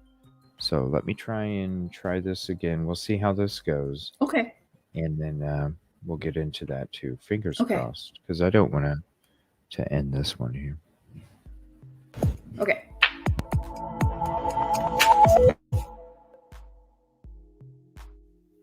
What's up, everybody? Feeling extra hipstery today with my hipster stash and my 5-panel hat on forward bill flat. I'm sure you all will have some feelings about that in the comments. But today we are diving back into the Gilgo Beach case and the suspect, specifically Rex Heuermann, because after last week's video where we took our first look at this case, and the defense attorney said it was a largely circumstantial case, meaning most of the evidence was circumstantial instead of direct. A lot of you had questions about that. What's the difference? There's DNA, there's video. I thought that was direct evidence. So today we're going to take a quick look and explain what the difference is between direct and circumstantial evidence. And we're also going to apply it to the evidence that we know exists in this case. We're going to look at some of it together from that same bail document that we discussed in last week's video. So if you are one that is still interested in this case, I shouldn't say still, is interested in it because it's relatively new to our channel, hit that like button and let me know in the comments, and we will continue to cover it. I'm recording this on the weekend because, as you know, I'll be on vacation next week. I'll be looking in and probably doing some videos and stuff. We're hoping our first day in the life short will come out. We've got some other things planned, maybe our 250K celebration if we can get it edited in time. So hit that reminder bell and subscribe if you haven't already to all the videos that are going to be coming out this week, even though I'm on vacation, because the content is still coming. I enjoy it. You enjoy it. So let's have fun doing it, right? And keep the positivity in the comments. And disagreements are cool, but tearing people down does no good. So I don't think we need to do any of that. Let's just try to keep it as positive and enlightening and educational as possible. So let's talk about direct versus circumstantial evidence. And I think the best way to do that is describing it and giving examples. So one of the ways I'm going to describe it is by using a jury instruction. And this seems pretty simple and obvious, but this is what we read to juries when we try to explain it to them when they have to make a decision when looking at evidence and getting a verdict in a case. Evidence may be direct or circumstantial. Direct evidence is direct proof of a fact, such as the testimony of an eyewitness. Circumstantial evidence, sometimes called inferences, consists of a chain of circumstances pointing to the existence of certain facts. Circumstantial evidence is based upon deductions or logical conclusions that you reach from the direct evidence. So I think this is an important indication that certain things can be direct evidence of a fact, but it's not necessarily direct evidence of the fact that the defendant committed the crime. And I think that's something where people get confused. So some examples of direct evidence that the defendant committed the crime. And people's first inclination is always, well, we can't expect this to be in every case. Sure, but it does happen. It happens in a lot of cases where there is either a video recording of the defendant committing the crime, an audio recording, undercover tapes of the defendant admitting the crime or committing whatever the crime is, right? And confessions and things like that. An eyewitness. I saw the defendant commit this crime. I saw Rex Heuermann in this case do this to these girls, take them to the beach and bury them. That would be direct evidence. That doesn't exist in this case, as far as I know. That would be direct evidence. And then usually this would be considered direct evidence if you can match a bullet with the murder weapon. If you can put or match the defendant's fingerprints on that weapon as well. That is usually direct evidence. Okay? Because it directly proves that the defendant probably committed this crime, right? So then when we talk about circumstantial evidence, a video of the defendant fleeing the scene, DNA at the crime scene, DNA, like in this case, on the tape or the burlap sacks or the belt in this case. Sorry, not tape. That's Brian Koberger's case. I'm sorry, that's Lori Vallow's case, not Brian Koberger's case. Koberger's case, DNA at the scene, circumstantial evidence. The hairs connected to the defendant's wife. In this case, circumstantial evidence. Right? You understand why? Because it's circumstances that we can draw inferences from that would make us think, why would that happen if he didn't commit this crime? Not directly proving that he committed the crime. Other circumstantial evidence. We know the defendant was at the location. If something happened at a party and the defendant was one of the people at that party, that's circumstantial evidence. Doesn't mean he did it, but he had the opportunity. Same thing in this case. We know the defendant's wife and kids were out of town on the date ranges where all of these crimes, when these crimes were committed. Circumstantial evidence. Those are circumstances that could lead us to believe a specific fact. Can be incredibly important. It's the same thing when we talk about it in jury selection and we say direct evidence would be video of it snowing or raining outside, usually is what we use in Florida. Video of it raining outside. That proves it was raining outside. But circumstantial evidence is the ground is wet. People put their umbrellas down. People's clothes are wet. Circumstantial evidence, right? We didn't see the rain, but we can infer it based on those facts. And I think it's important for us to remember this as we look at things, that circumstantial evidence can be incredibly strong and can prove a case. Direct evidence is usually stronger, but some people would say the hairs are direct evidence. In this case, I would call it more circumstantial, but if you're going to call them direct evidence with a DNA match, some direct evidence can be weak or circumstantial evidence, because if the hair was diminished and the DNA wasn't perfect, or like the DNA in Koberger's case, touch DNA, experts can really pick that apart. So even certain evidence that seems stronger can be picked apart. So just because you have direct evidence doesn't. In the press conference. And then here's another example I want to just kind of talk through. We're going to scroll through some of the pictures in the bail document that gives us some of the facts of the case.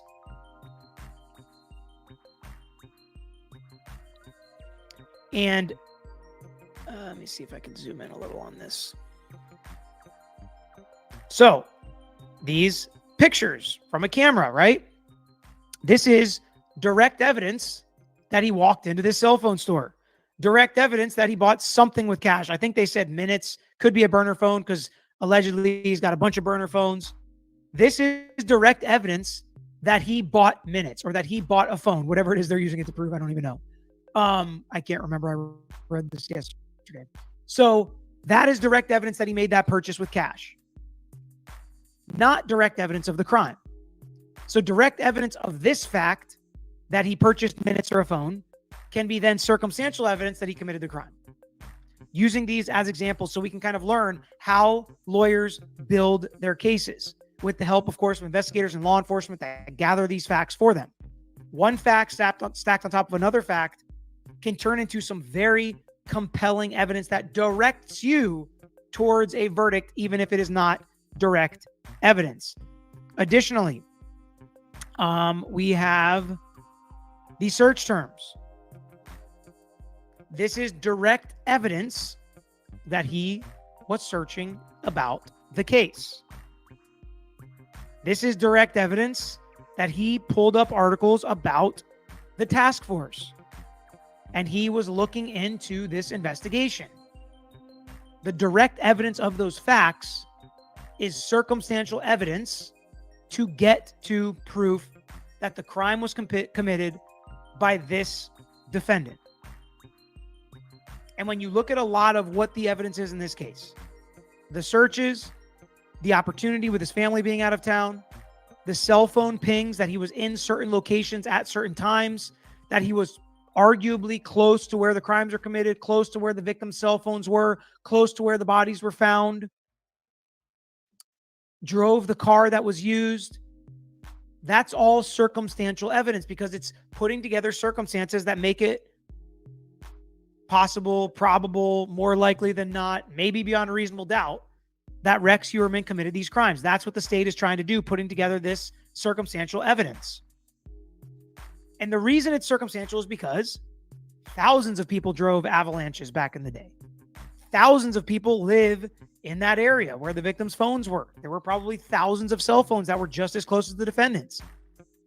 So I think we pretty much get the idea of the difference between circumstantial and direct. I mean, you know, when it comes to like what could have led or existed or took place, and then you have direct, which is the person actually, you know, the evidence of that person doing that crime. Pretty much, is that what it is, or what's your opinion on it, Yoli? Oh, so in California, it's just direct and indirect evidence. There's a jury instruction regarding direct and Okay. indirect evidence. It's so basically direct evidence is, you know, someone testifies that, and they're credible. They testify that they saw the suspect do it. There's a video that shows the suspect doing the crime. And indirect evidence is like, you know, your kid tells you, I didn't have cookies. I did not go into the cookie jar, and yet they have crumbs all over their face. That's indirect evidence that they were in the cookie jar. So the LISK case, yeah, I understand there's probably indirect evidence. There isn't a video of him committing the crimes that I know of. So yeah, so circumstantial evidence, yeah. So you have to have enough, and in California, there's a jury instruction that talks about the sufficiency of indirect evidence. Like how many coincidences do you have to have? Like what is the sufficiency of the indirect evidence that could pass like a preliminary hearing? In civil case, it's a summary judgment motion. So it's just basically the sufficiency of the evidence. And so that's basically it. I mean, it's not too difficult. You know, most cases there isn't direct evidence unless, you know, maybe in Ted Bundy where the woman escaped and she identified him and she said, that's the guy that you know, tried to kidnap me. In most cases, there isn't direct evidence. So in civil, we just have to prove 51% or more, meaning more probable than not. Beyond a reasonable doubt is a higher, and then there's clear and convincing evidence that is in between 51% or more likely than not, and beyond reasonable doubt. In the middle, there's clear and convincing evidence, which is used like in elder abuse cases. But basically, that's it. It's not that difficult. And in this case, LISK, I don't know too much about it to say, like what the evidence is. I just know they caught bodies. They're, you know. Well, from what I heard, I haven't read it yet, and I will. I'm going to take some time tomorrow early in the day to do some of that as well. So I might not be live in the morning. I'll probably be doing different things, kind of. Well, that's good because I have to work.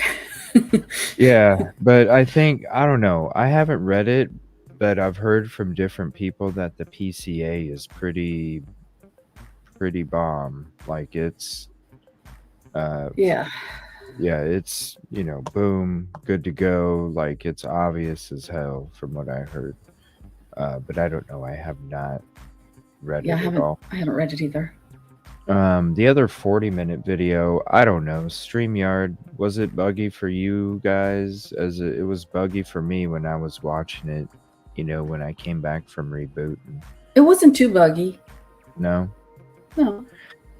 Because there was a 40-minute video, but I don't know if 40 minutes kind of lengthy. I might just do the read through myself tomorrow and then play it on the next episode, because we will be talking about this again. And I'll probably do like a combo episode with another case so we kind of can cover two cases in one night. Probably the Karen Reed and this case. I'll do a combo coming up either later this weekend or early next week. And then we'll have a Flora episode coming up at the end of next week, beginning of the week after. Don't forget, members only tomorrow night, Sigma Chi. I'll be putting out a notification for that in the morning. Now, there was something about who knows the real Rex. I'm like, I butchered the last name, Hewerman. I hope that's how you spell it. But there was something about alleged unaliver amongst us that kind of intrigued me. It's a court TV episode. It's like a half an hour, but I thought about checking it out. Yeah. If it gets too buggy, and thank you, Ron John, for he made a good point when we were talking about Idaho 4 last night. He brought up the fact that 1126 and the camera view that property would have had. Very good point out. I appreciate that, Ron John. Yeah, I don't watch true crime anymore, Ron. They totally took one of my videos and manipulated the conversation. True crime design. Yeah. So after, I mean, trust me, before that, I was actually shocked and surprised because I always appreciated showing the content, always shot them out. But after that video that they did, I just don't even entertain it anymore.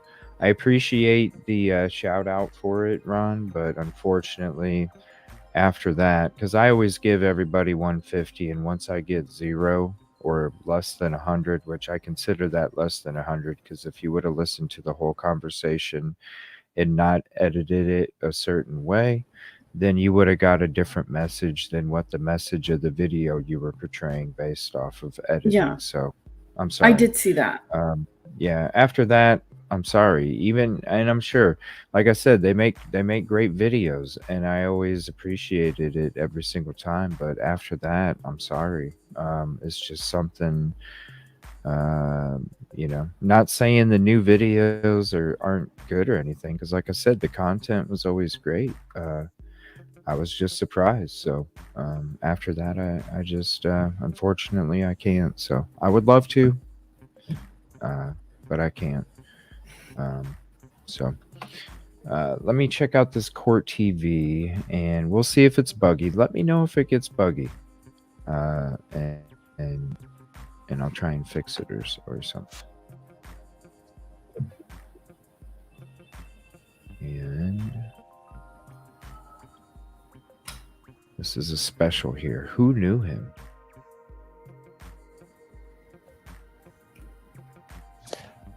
When you get married, right? When you get married, the vows include this line, which we've heard thousands of times: for better or worse.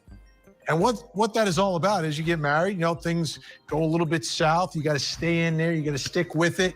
It's and a when things are commitment. great, obviously, you continue to enjoy that together. But when times are tough, right? You got to roll up the sleeves. You do whatever you have to do to make it through together. And that's what the marriage vows are all about, for better or worse. But when it comes to the accused Long Island serial killer, I mean, it's much worse.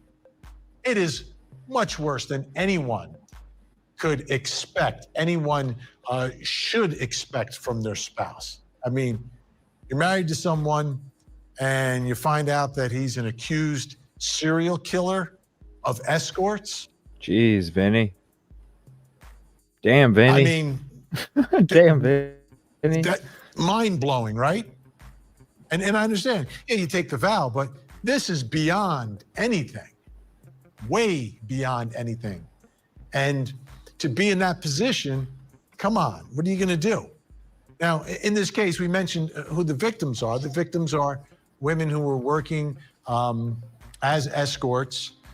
He's been charged with murdering 3 of them. He's been implicated in a 4th. There are other victims in the area, but has not been charged with any of them.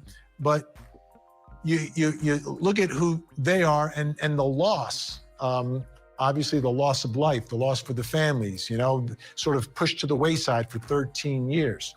And it's difficult for those families, what they're going through. It's immeasurably difficult when a family member is a murder victim.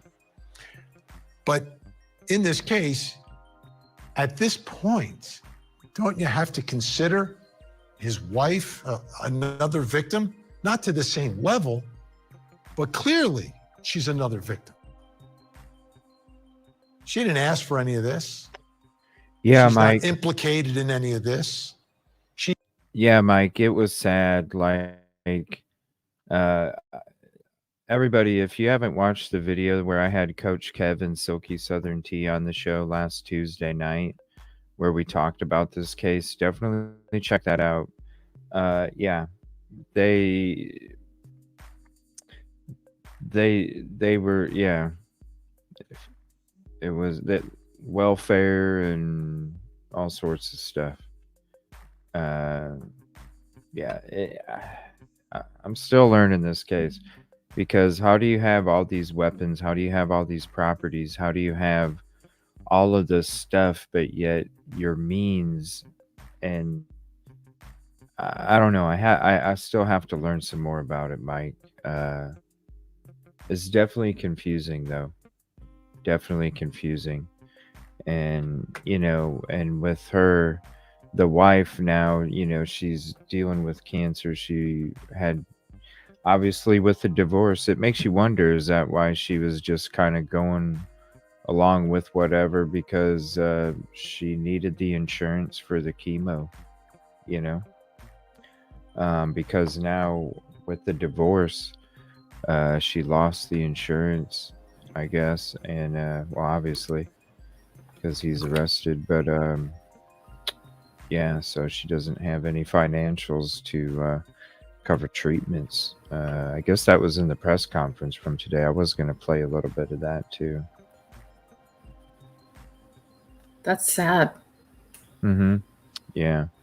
That's why the house, they said that the neighborhood considered their house an eyesore. I mean, when you see the local footage, you can even look at the shingles on the roof. And because I was doing roofing in my younger days, I did a lot of roofing. And you could look at them shingles and you could tell that thing was, I'm sure they had leaks coming through the roof, you know, because you could tell just by looking at the shingles. Wasn't that his childhood home? Yeah, from what I heard, yeah. But Interesting. I don't know. You would think, you know, you're like this major architect dude, you know, Mr. Carpenter Hammer, you know, I handle shit, you With the know, hammer. right, you know, big wigs and all this stuff. You would live in a mansion or something. But Gray, my YouTube's keep, yeah, it's definitely StreamYard and YouTube both bugging out. So I don't know if it keeps being like this. I might just you know, leave this stuff for the next show. I'll have the read through done tomorrow, and I might just do an extended police sim or something. I don't know. It's really frustrating when you're trying to watch videos or have a conversation, and it keeps cutting out on you. You know, it's frustrating. I don't know if there's any other programs anybody knows. Let me know too, because I'm definitely down for exploring some other programs or something. I don't know. I got to figure something out, because this is not fly, especially if I'm paying $30 a month for this, you know. Yeah, maybe you should get a refund. $30 a month just for this, and it's like, come on. I don't get it. It's just, you know, it's a program. All it does is, it shouldn't even be this difficult. I don't understand it. I don't. It's not like you're really running anything. You're displaying things. It's not running. It's a image and it's display. I don't get it, but I don't know. Maybe they're having a shortage too. Do any of this? And she's the one that's left, kind of like having to pick up the pieces and continue with your life and continue to be a mother to a special needs son and a mother to a daughter and to, wake up every morning. It's not easy. Not easy at all. I mean, no one deserves that.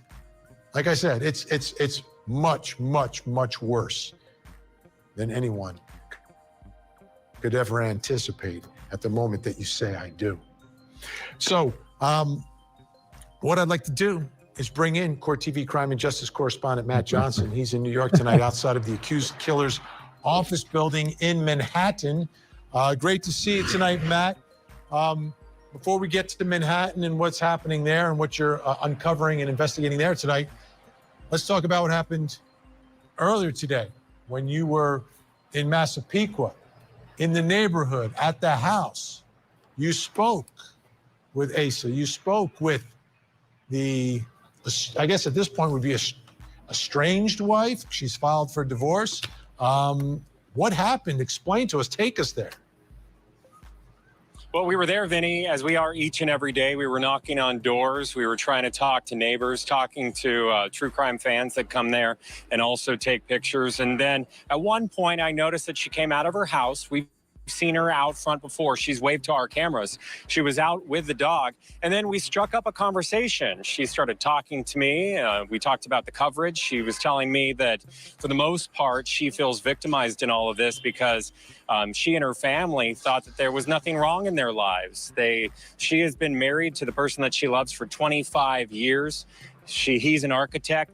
They were living in Long Island. She thought that nothing was wrong. And then her life was shattered a couple weeks back when he was arrested, accused of being the Long Island serial killer. I pulled out my phone and I recorded part of our conversation. Take a listen. How are you holding up? I know you can't talk about the case. How are you holding up? What you see, right? It is what it is. How's your children doing? That poor lady. I'm not going to go for that one. Not going there. Have you spoken to your husband? And I'm not going there either. That's already been, his lawyer's already answered that question. How are you getting through the day with media and with all the questions? I know it must be tough. Moment by moment, not hour by hour, moment by moment. What do you think, man? That's Asa Ellerup right kind of there. She question says that her life turned upside down. She has since, as you mentioned, filed for divorce 1 week after the charges. Yeah, very And I tried to ask her, how did you meet your husband? How are the kids doing? I also asked her if she's visited him or called him. She said that she wouldn't answer any of those questions. She referred me to her attorney. But remember, earlier this week, on Tuesday, when Heuermann was in court afterwards, his attorney addressed their relationship. Take a listen. Do you know if he's had any contact with his family? Sure, he's had contact with his wife, yes. In what way? And family members. I don't think she's visited yet, obviously, because she doesn't want to be ambushed by the press. So she hasn't visited him at the jail yet, no. So despite filing for divorce, according to Heuermann's attorneys, she does call him and she does stay in contact, Vinny. A couple things struck me from the video you showed us. First, she still has to walk the dog, right? I mean, you still That's have so to live your sad. life. So you got to take the dog out like everyone else has to take the dog so out. sad. Yeah. My husband's an accused serial killer, but we still got to wake up, walk the dog, do everything we do. And then when you asked her about the children, that exhale that she had, to me spoke volumes and answered the question about how difficult it's been for the children. All of this. And we understand that, obviously. That poor lady. Now, you're at the house, and I understand that you're able to walk up on the porch of the house. Right. She's out there and we were speaking for quite some time together. And I mentioned to her, I said, what is that note on the front door? And she said, oh, well, it's about contacting my attorney and all this and that. And I said, well, can I see it? And she said, sure. So she invited me on her property. She allowed me to walk up the driveway and to go see that note on the door. And we have video of that. I shot it on my cell phone as well. So I'm walking up the driveway and I'm noticing quite a few things. Again, the house in... You know, and I just want to pause it real quick for fair play. And, you know, that's one thing that when I was mentioning about going to like different locations and stuff, I would, instead of this guy that's going to ask is going to ask some stupid ass questions, I would like to be the one to sit there and ask the lady some real questions that actually make a freaking difference. I'm sorry. Some of these reporters, man, some of the questions they ask, it's like, what response do you expect other than the only one that you're gonna get? You need to ask questions that have some kind of substance to them. So they have a handicapped son? Yes, and they were receiving, I think it was, now I'm still learning this case, so I can be wrong. I believe they were receiving Social Security, right? Does anybody know? Probably. Daily Mail. I think they were receiving Social Security. So they were receiving assistance. I mean, this is that's what I don't understand. It's like, how, like, what did all the like, you were like not providing for your family and giving them come on. You know, if you're a husband, you need to be supporting the family, number one. And if you're not providing for the family, and you're keeping all your money for strippers and booze and whatever else, and whatever else services, like, I mean, like, but how do you have all these different properties and all these weapons and all this other stuff? Like, what? Like, I don't understand. Like, what? I mean, what did you tell your family that you never got a raise in 20 years or something? I don't understand. I don't get it. I don't know. There's so much more to learn to this. I know it's got to be a deep dive into like trying to figure all this out, because there's so many different. Hell, we don't even know if this is the only spot that he was going to. I certainly don't think it is. I think it was one spot that was part of a rotation. So you're not going to the same spot every time, because then you'll think you'll get caught. You go on some kind of rotation, especially with the amount of time, like when the wife would be going out of the town or country even for multiple months, and you're doing all your stuff in multiple months. I mean, I don't know. I don't think you're going to the same spot every time. I think you're going to be going to different places. When you have a disability, you receive SSI. So yeah, they're receiving Social Security. But it's like the money was just getting them by or something. I don't know. And the stress of having a special needs child right on the mother, and not having the sources that you need to be comfortable when the man is obviously working a job that can do that and supply that. What the hell is wrong? Well, he's involved with local politics, I think, because he was like, I don't know, something having to do with the city planning or something like that. I don't know. I gotta learn some more, because it don't make sense. Yeah, this isn't. Yeah, we're gonna be going into this case some more. Trust me. Need of repairs. The garage door looked like it couldn't close. There was a handmade bench there that looked like it was some woodworking. There was a lot of split wood, and neighbors have told us that Huerman would be out in the front yard and splitting wood. And I make my way up to the porch. She sits out there with her son. Often, I mean, look at it's not even painted. Like, the garage door looked like it couldn't close. There was a handmade bench there that looked like it was some wood. I mean, look at that. It looks. I mean, working. There was a lot of split wood, and neighbors have told us that Huerman would be out in the front yard and splitting wood. And I make my way up to the. I mean, look at.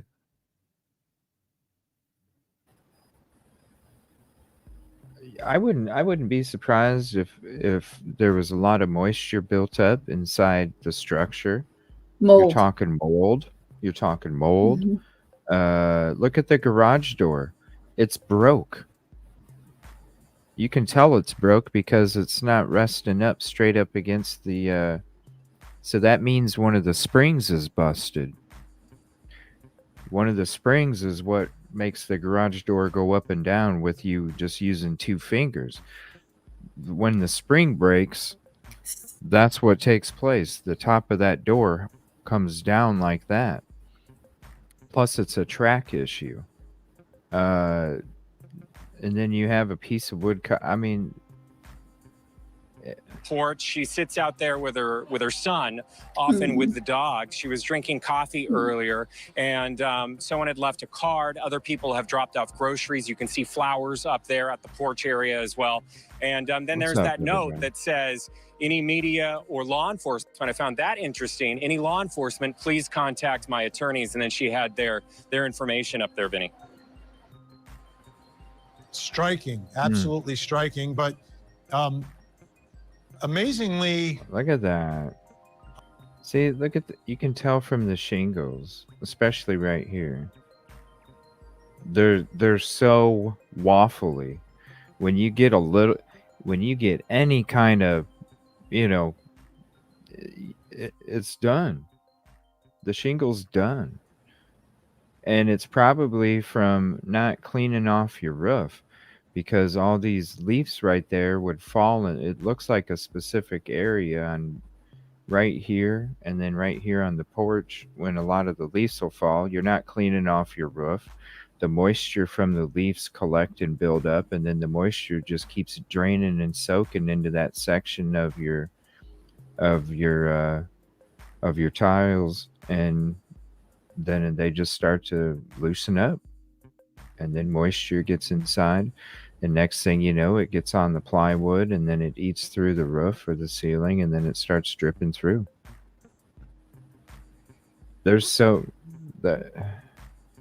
Where did the money go? He definitely didn't do nothing to the house, that's for sure. Yeah, it went somewhere. The money went somewhere else. Is that a church house next door? I don't know. That's a good question, but that would be an amazing ceiling, Can you imagine if that's a house?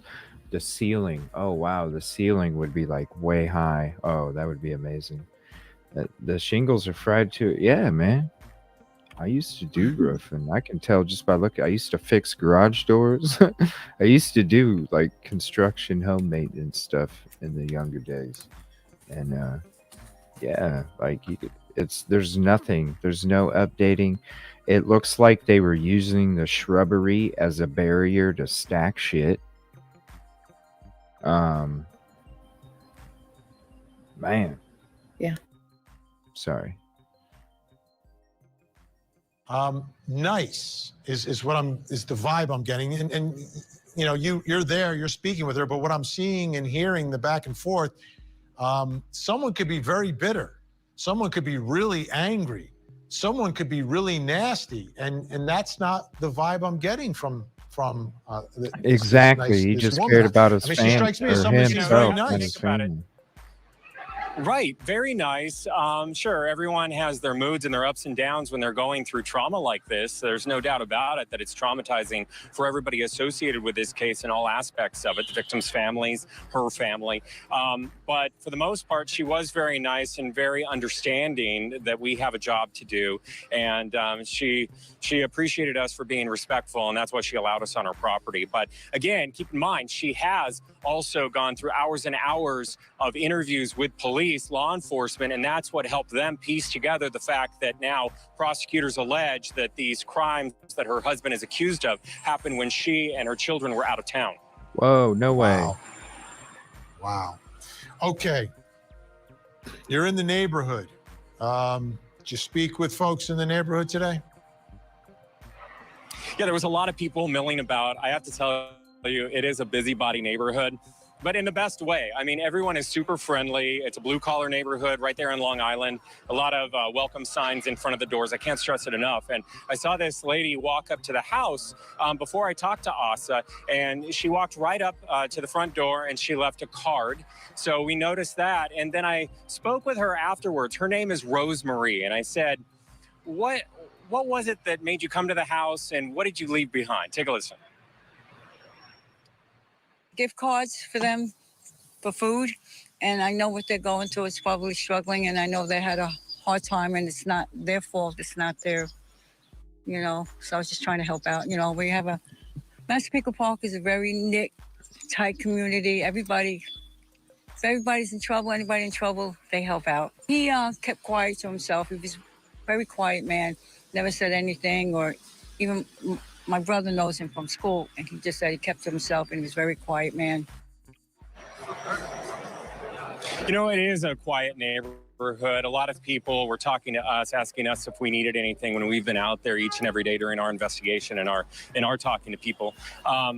She is a special ed teacher, and that's what I mean. Like, this neighborhood is full of teachers and retired law enforcement, other retirees. This house was owned by Rex Heuermann's mother. He purchased it from her, so you can get an idea. But there is a big contrast from his house. Keep in mind, he's an architect here on Fifth Avenue, and his house is a bit run down with the porch being held up by 2x4s. Compare that to every other house in the neighborhood. They've been built up. They added dormers. They have American flags out front, and then those welcome signs. So there's a big contrast between the properties. Vinny? Huge contrast. We're looking at the video right now. I mean, meticulously cared for and manicured lawns, tons of pride, upkeep, etc. These homes are not cheap out of Long Island. And then you've got the architect's house, which, as you said, sticks out like a sore thumb. All right, Matt Johnson, stay where you are, because we got more to talk about. I just want to bring in a special guest joining us right now. I want to get some reaction from him. Joining us from Ann Arbor, Michigan, clinical psychologist, an expert witness from the Oxford shooting case. Dr. Colin King is with us. Dr. King, we saw your work. We were incredibly impressed, so we wanted to have you on the show. Thank you so much for joining us. Thanks for having me. The pleasure is all mine. Thank you so much. Let's start here with what this wife/mother is going through. Her husband, the father of the children, now an accused serial killer, and now she's got to pick up the pieces. Like, how does she even do that? Sure. So she's going through, I would say, complex trauma, right? So she has lived in the neighborhood for quite a long time. It appears as though her husband grew up in that neighborhood, perhaps in that same house. So that's all she knows, that is home. And then just overnight, the rug is pulled out from under her feet. And then she's left asking all kinds of questions. Why, how, what, where? And so this clearly is a traumatic experience for her. And I'm so happy to see the compassion expressed by the neighbors. Because more than likely, I don't know the family. I've never met her, never met the kids, but they look like pretty nice people, neighborly people. And I applaud the level of support that this family is receiving from the community, but she's certainly going through a very traumatic experience. And how about for the children long term? Like, how do you, if in fact he ends up getting convicted, right, and is forever labeled the Long Island serial killer, how do these children get beyond that to try to have some level of normalcy in their lives? Sure. So I'm betting they're going to need ongoing psychological support, such as counseling, because there's going to be that lingering stigma. Although they are not responsible for any of the alleged activities, but you're looking at guilt and shame. I'm sure they're going to ask themselves, well, how did we miss this? If indeed he's convicted, if indeed he is the serial killer, they're going to ask themselves, how did this happen, right? And then also, they will have to live with the looks and the stares from their friends. They're going to lose some of their friends. They're going to have to live under that umbrella of ridicule. And it's going to be a very long journey. They're going to need psychological help for sure. Dr. King, let me ask you about their father, okay? And husband, wife. She apparently has been communicating with her husband since all of this happened. She's filed for divorce, but has been communicating. How about for the children? Is it better to communicate, to walk away, to give it some time, and then try to reconcile or have a conversation with the father? How would that work out best, do you think, for the children? So, yeah, there are no good answers, right? It's like me asking you, well, how would you like me to take your feet off, right? Do you want me to cut it off like with some type of a very sharp object, or do you want me to slowly saw through the veins and the tissue? There are no good answers, right? And which is why psychological intervention is so important. I'm thinking they're going to have to step back and really think about how they want to approach this, because this is their dad. They've known him for how many years as their father. And then overnight, he's been portrayed in the media as an alleged serial killer. So they're going to have to sort of live with that reality. And I'm hoping that they're getting professional help just dealing with the trauma and with the separation, because if indeed he is the killer, if he's convicted, then that relationship, I'm assuming, will be forever severed. So it is going to be a very tough journey, very difficult journey. Dr. Colin King joining us from Michigan tonight. Great to have you on the show. Thanks so much. Thanks for having me. Thank you so much. All right, folks, when we come back, we're back to Matt Johnson. He's in Manhattan outside the office. We'll talk about what he found out there. Plus, coming up next hour.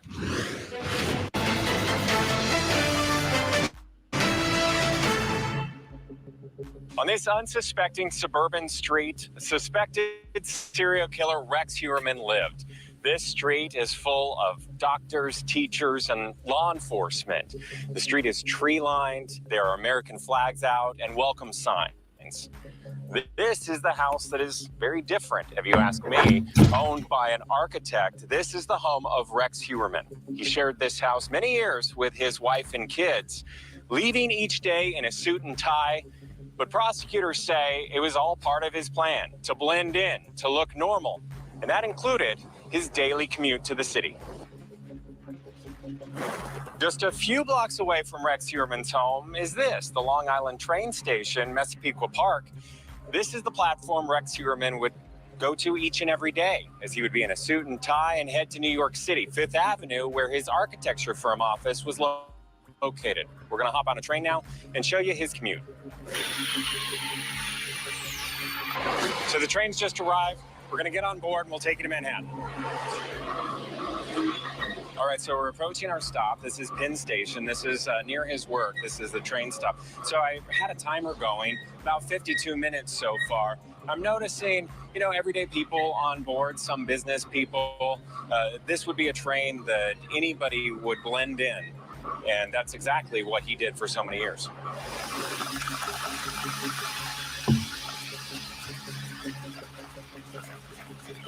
All right, so we made it to our stop. This is Penn Station, New York. If it looks a little busy, it is. According to the website, more than 600,000 people pass through here each and every weekday. So now we're in the heart of New York City. We've passed a few famous landmarks, including the Empire State Building and also the famous Macy's. Brings us here to Fifth Avenue, 385 Fifth Avenue, and this is where Rex Heuermann worked as an architect, founding his architecture firm, RHC Consultants and Associates, back in 1994. It wasn't too far from here where he was arrested. And let's go back out to Court TV crime and justice correspondent Matt Johnson, who is in Manhattan tonight. Matt, fascinating to watch. I mean, that's a commute that millions do, right? Every day from New York, New Jersey, Connecticut, wherever you're going into the city to work. And to think that there's a serial killer amongst everyone is absolutely fascinating. What are some of the other things you sort of picked up retracing that route that he must have taken for years? Right. You know, it's only about an hour of a train ride once you're on board. And it's about 5 minutes from his house to that train platform, very close to his house. And it's located in the downtown area of Massapequa. It's a little village town, really charming town. And to imagine him, because I've seen him in court, he's 6'4". He just towers over everybody else. He's a very, very large man. He must have stood out, even though he was in a suit and tie, like many people on board the train there, when he's trying to blend in, according to prosecutors. Now, there is some reporting here locally that he acted when he was on board the train like he owned the train, and he would tell people not to do certain things if they were not following the rules, and he actually got into confrontations. We haven't independently been able to verify that, but there is some reporting about that. And there's also reporting about the fact that prosecutors are saying that on board the train and the train station there and nearby his office here on 5th Avenue in Midtown is where he made some phone calls from some of the burner phones. Okay, so now you're in the area where the office is. What did you see and notice there? So this is Midtown Manhattan. We are across the street from the Empire State Building. This is heavily trafficked area with tourists and also with people in business suits. He has been working on this particular high-end real estate, his architecture firm, since the early 90s. And earlier today, we did speak with someone who worked on one floor below him for years on the 10th floor. Rex Huerman is on the 11th floor with his office. And he described to me the aftermath of the arrest and the chaos that ensued out here on the sidewalk. Take a listen. I was kind of like speechless. I was kind of surprised that it was him that was up there. He was on the 11th floor. We're on the 10th floor. It's not a big office. It's like it's part of the floor. So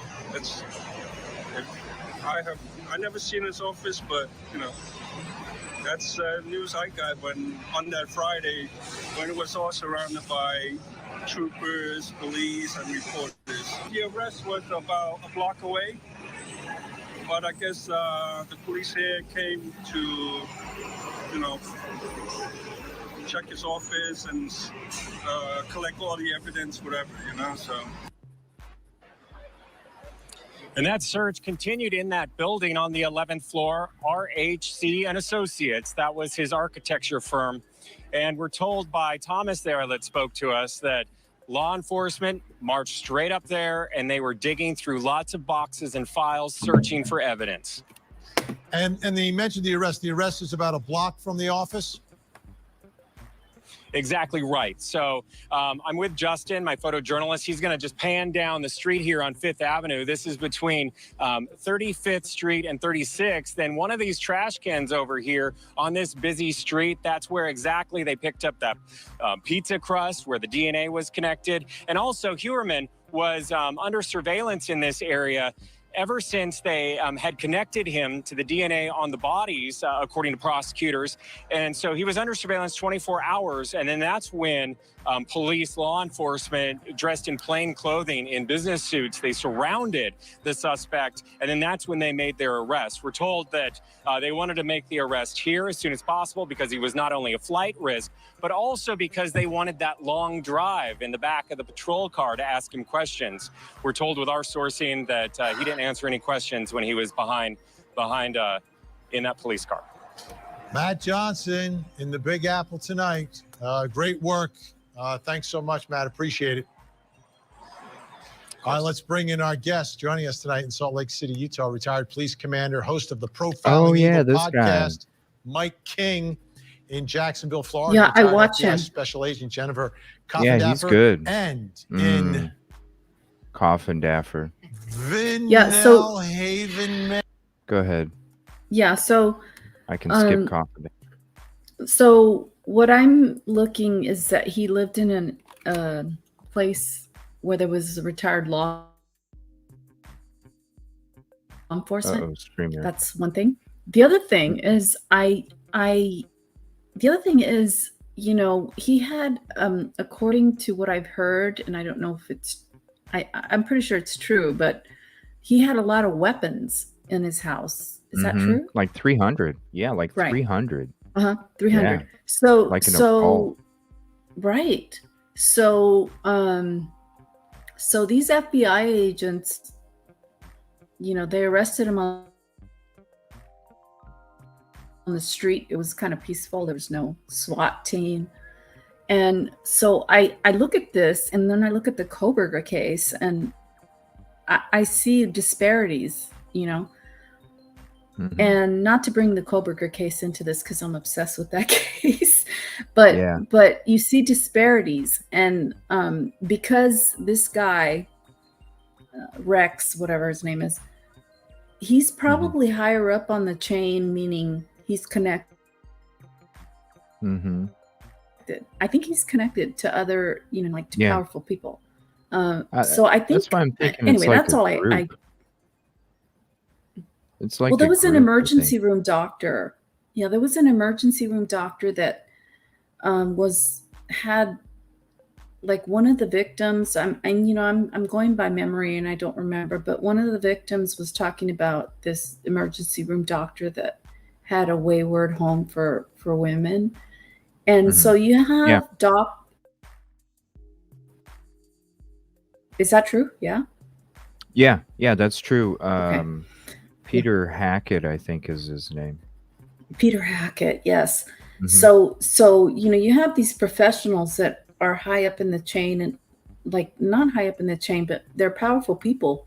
They have influence, and so you know they could say whatever they want. Like this emergency room doctor could say, "Yeah, I have a place for wayward women," and like people may not question that. They may think he's a good guy. Mm-hmm. Yeah, because He's an emergency room doctor. He sees a lot of women come in that are drug abuse addicted. Go ahead. Oh, sorry, StreamYard's bugging, so everything's Yeah. on a delay.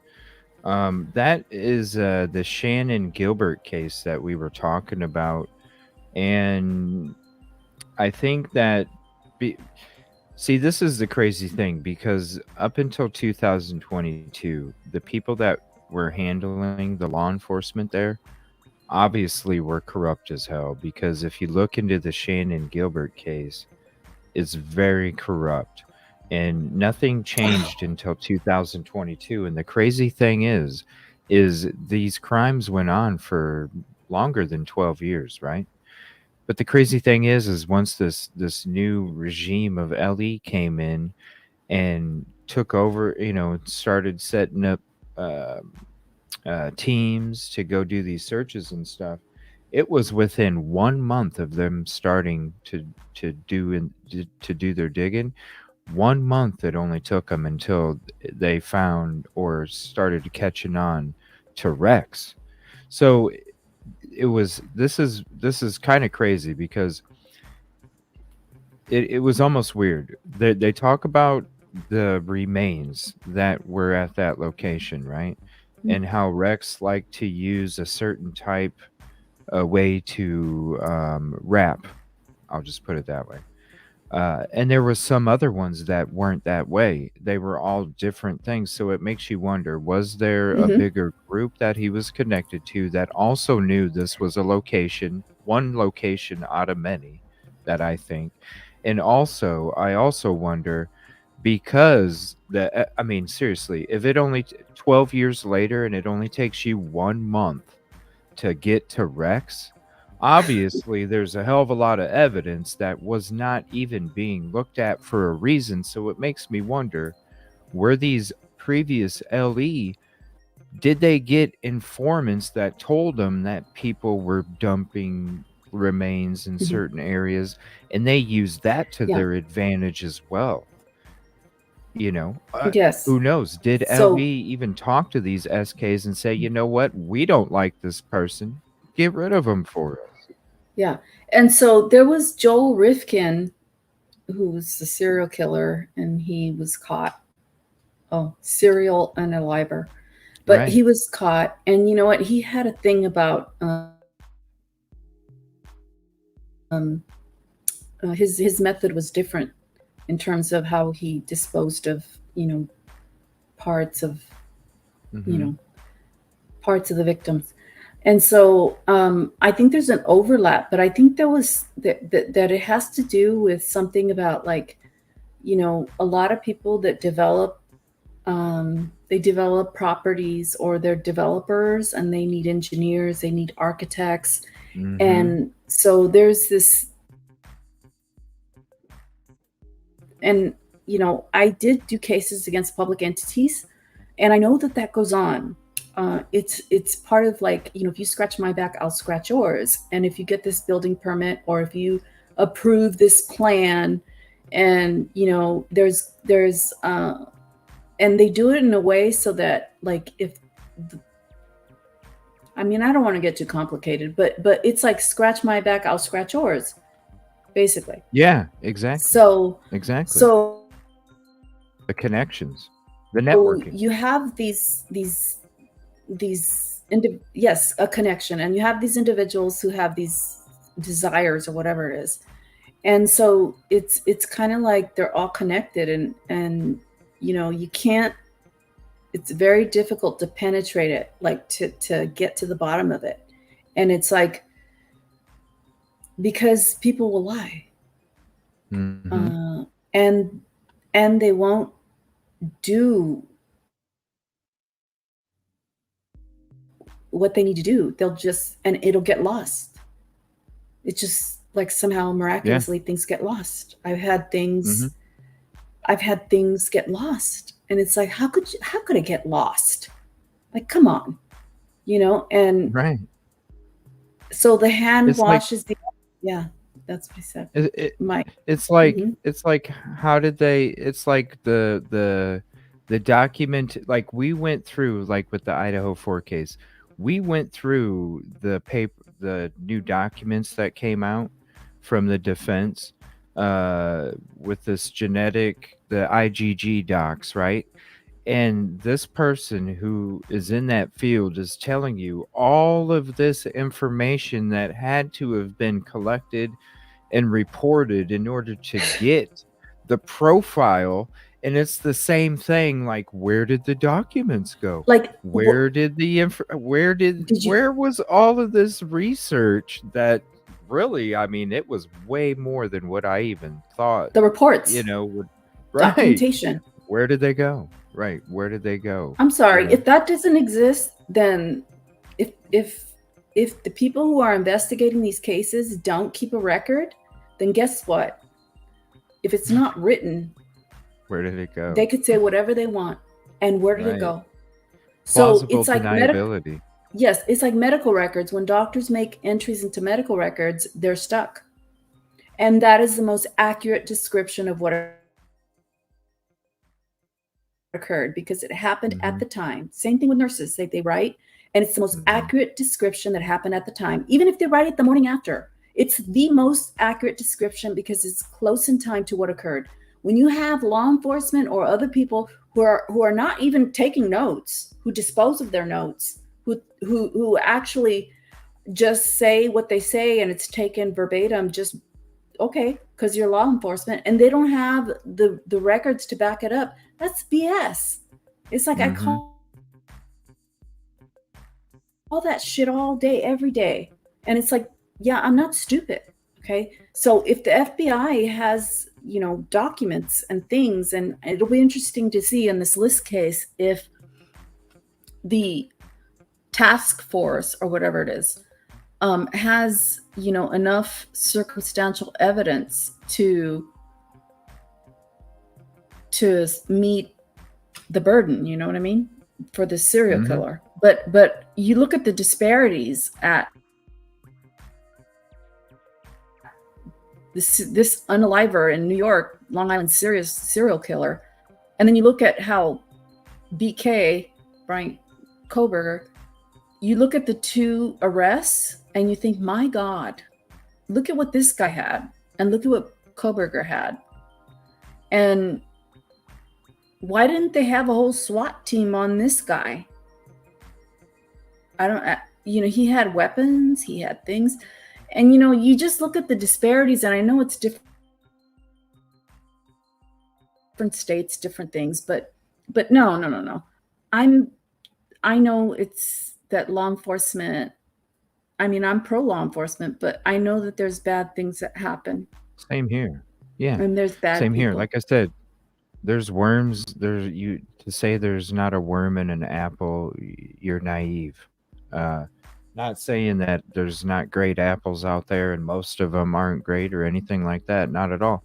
But shit exists. There's a reason why there's a yin and a yang, it exists with everything. And I see you guys, I want to mention something real quick. When it comes to the content that was manipulated, if you go to the channel that we were discussing and you look for the video titled "A Witness Comes Forward," yes, okay, that's the video that I'm talking about where my content was manipulated. And if you want to hear the real conversation, go to this episode, save it in your playlist, and skip ahead to the 5-hour mark. From 5 hours until 6 hours and 15 minutes, you'll hear the real conversation that took place.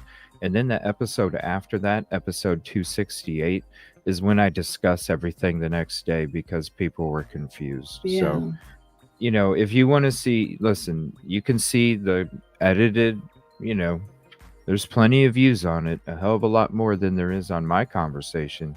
But if you listen to the real conversation from my show, you'll hear the real conversation, not what was edited. So you guys, I'm not saying to do anything, that's your guys' decision. But there's that video and there's the real video. You make your determination from there. I really don't want to, I'm sorry nobody knows or saw it or figured it out. Totally understandable. Trust me, it's a show and a creator that I've always highlighted. I don't know. I was just totally shocked that my content was used. Because like I said, if you click on that link and you save it to a playlist and you check it out and you listen to the real conversation, 5 hours timestamp, you'll hear the real conversation. It's different than what is being portrayed on that edited video, which it shouldn't have been portrayed, because if you listen to the conversation, it's not even real information. That was the point of putting it out there, and I was going to take it down until that video came up, and then I'm like, I got to leave it up so everybody has to be able to hear the real conversation. You can't go off of that, because that's not, I don't know.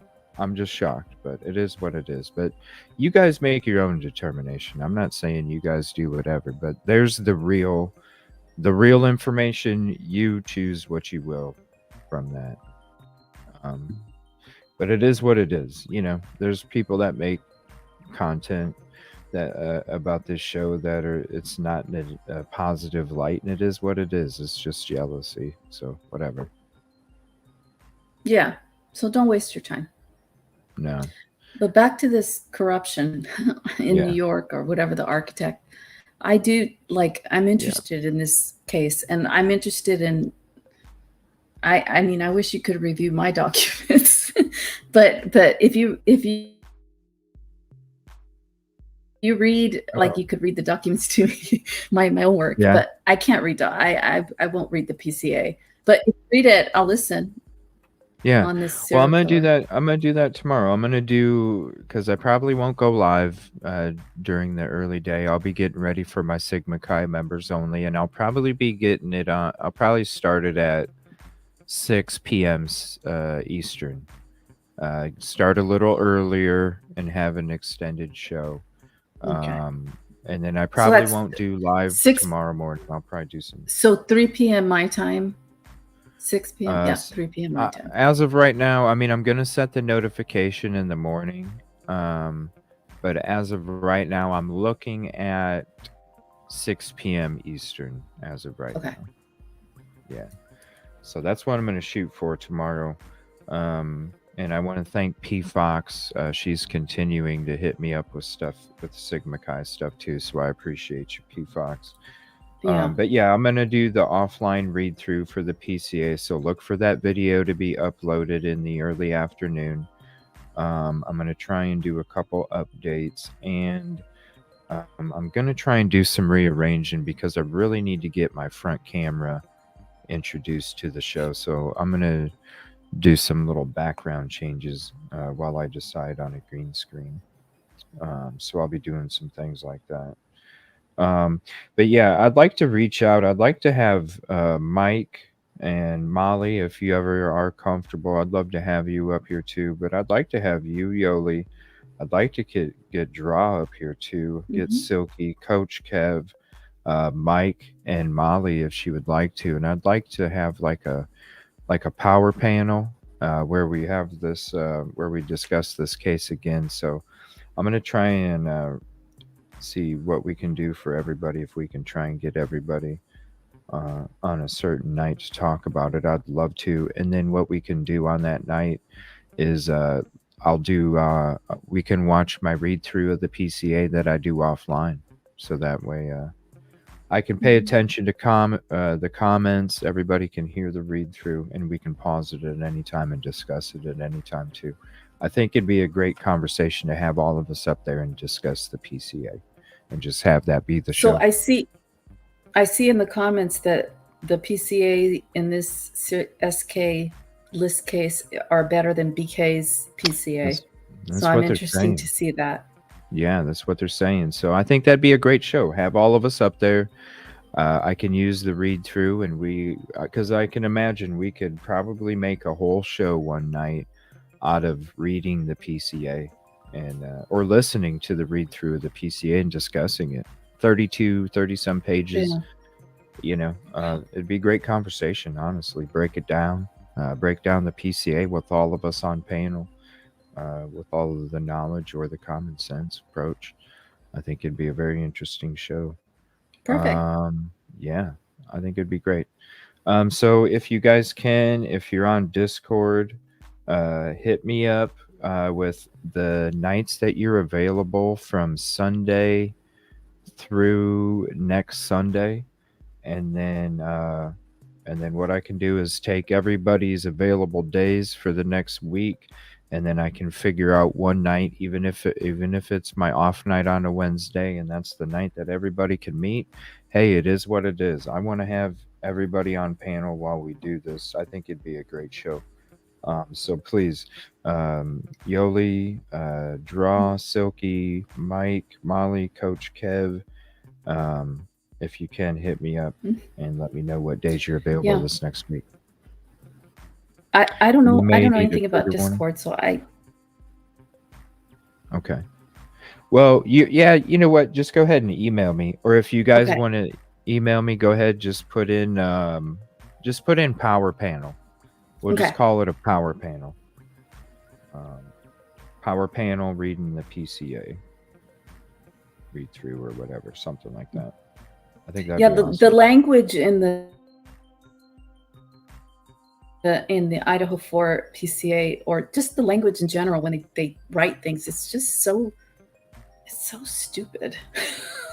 I'm sorry, it's just so like worded in such a way that is like, Yeah. like what thought is going into this? Like the knife sheath was abandoned along with the DNA abandoned, Yeah. and it's just The weird. different wording too when it comes to the different it's almost like there's some kind of in small way contradictions and stuff like that too. Like, yeah, you can see how it's worded different, you can see how it's similar, but then you can also see how it's not. So yeah, you can definitely read into it. I mean, we had Brian up here the other night and we were looking at something, And then when you really do look at the words, then you're like, no, I think they were just saying that she was there, not that But she it should be arrived. clear, you know, it should be Right. clear. There Oh, should it should. be no ambiguity. Like when you read that, it should be clear to the judge, you know, the probable cause. It shouldn't be like, well, is it this or is it this, you know? Well, and then It should be upon further definite. review, it's this. Yeah, I mean, yeah, it should be clear. Like there should be no extra words. You know, I don't know. And I don't know criminal law because I don't do you know, I don't do criminal law, but just I don't know. There's something strange about it all. Oh, for sure. That ever since the beginning. That's why we focus on it so much, because there's so many things that don't make sense, and there's so many different possibilities, and with the stuff that's out there, it's like it really don't make sense. And then you even look at the contradictions from not only the LE, the prosecutor, the coroner, just They're not everything. they're not, and you know It's what? It's true because there's all these power struggles, and you know, you have the FBI and you have you know, Moscow PD, you have the Idaho State Police, and it's almost like they're in a power trip. A lot of times they're on a power trip where no, you know, we're in charge, or we're in charge, or we're in charge, or yeah, I did it right, you didn't do it right, I did it right. And it's like, can you guys get on the same boat and paddle to the island, like all of you? You know, like, can you right. guys stop, you know, on this ego trip and just come together and, you know, bifurcate what you're going to do? Like, you know, there's certain things that people can do and to get it going, you know, to prove up a case. Instead, you have like people saying, you know, law enforcement saying one thing, the coroner saying another. Well, the coroner, I don't know, but it's just all very, very disturbing to me. And I get it. You know, when you have more people involved, the worse it gets. You know, I mean, it's just like it could be very simple if they just focused and they put their Right. egos aside. And that's the thing with the small, you know, communities. It's they have a shit ton of freaking ego because they're able to get away with shit that, you know, normally you're not able to get away with because of all the connections, because of the small community. Is just and that's why it's like with a lot of these the cases that we cover, and these small community cases that we cover, that's why shit's covered up so much. Like it's because of all the connections, because of all the pats on the backs, because of all the networking and all that stuff. What's up, Miss Persevere? Thank you for hopping in.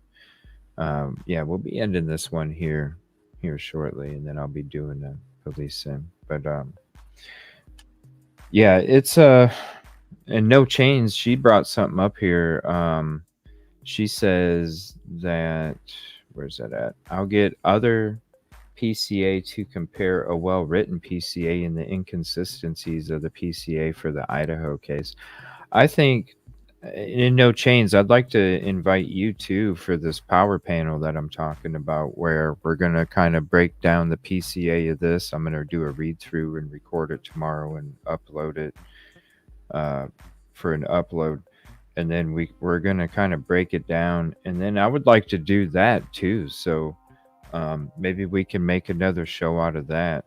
And if it's going to be kind of graphic in nature, when I see some of the comments people are saying about this PCA for Rex, how you'll need a trigger warning. Maybe I'll make that power panel like a members only, and then the power panel for the Idaho PCA, that'll just be open to everybody. So maybe we'll do that. Because I definitely I don't know if it's that bad. It probably is. I don't know. Maybe I'm gonna read. I mean, obviously, I'm gonna read it before we do a show on it, because I'm gonna do the offline read through it tomorrow morning. Yes, August 18th, next Friday. So yeah, no chains. And then I'd like to invite Dago to hop up with us as well. There's Bread to Kill. I need to have you on panel again sometime. gonna be a lot Yola. of people. I can have 10 people. But it's going to be great because really we're not going to be watching anything. We're not going to be, we're going to be watching my read through of the PCA. So really, that's what I'm saying. That PCA read through is probably going to take 3 hours at least. Wow.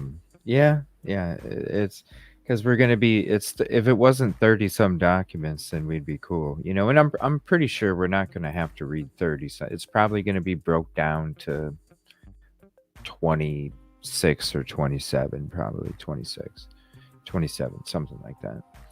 Because usually the last couple papers you really don't have to really read through or even check out. But I'm just guessing. I don't know. It could only be 2 hours. It could only be an hour and a half. Who knows? It just depends. From what everybody's saying, it's pretty rock solid. So, Okay. yeah, with the Idaho. But yeah, reach out and we'll try and get that scheduled. I think it'd be an interesting show. Definitely check out the upload. Like I said, I'll be doing it tomorrow and I'll upload it. So you'll see an upload coming from me. Definitely check it out. If you haven't read it, it will be a complete read through.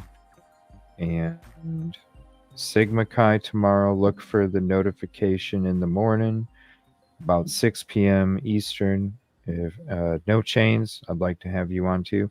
If you're not busy, you're more than welcome to hop up, Yoli. Just let me know. This is a Sigma Chi, yeah. Yeah, we're going to be checking out Sigma Chi. There's issues with that too in the university. Yeah, I would like to. I probably will. I would love to have your opinion and thoughts on it with your perspective as well. So, yeah, I'd like to have a decent panel tomorrow night too when we do the members only. I think it'll be very interesting to check out and see what everybody thinks. So look for that notification. Sorry about the bugginess tonight, everybody. I can't help it, but hopefully, fingers crossed for the next day. Thank you so much for hanging out with us tonight, Yoli. I'm sorry about all the bugginess taken away from the content of the show.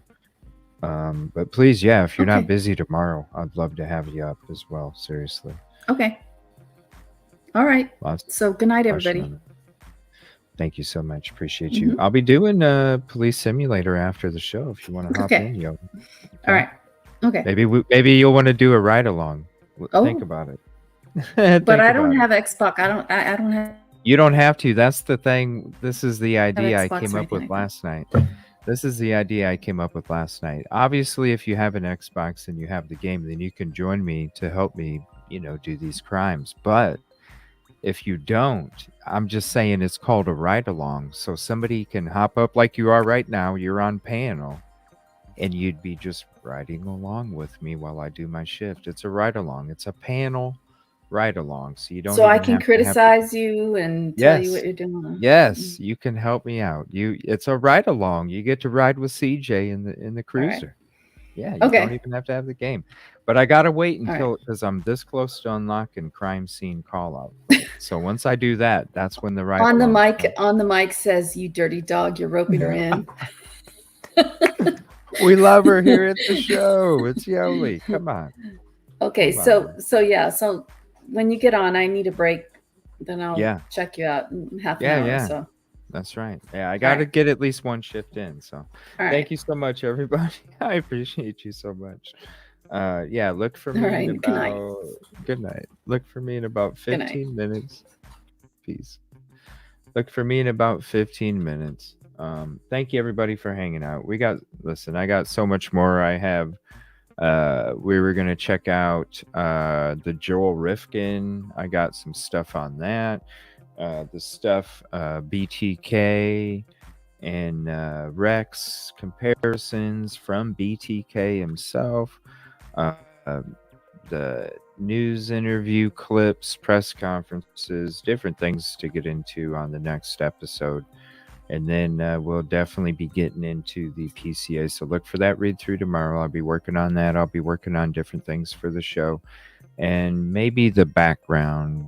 I really want to really want to do my homework on these green screens.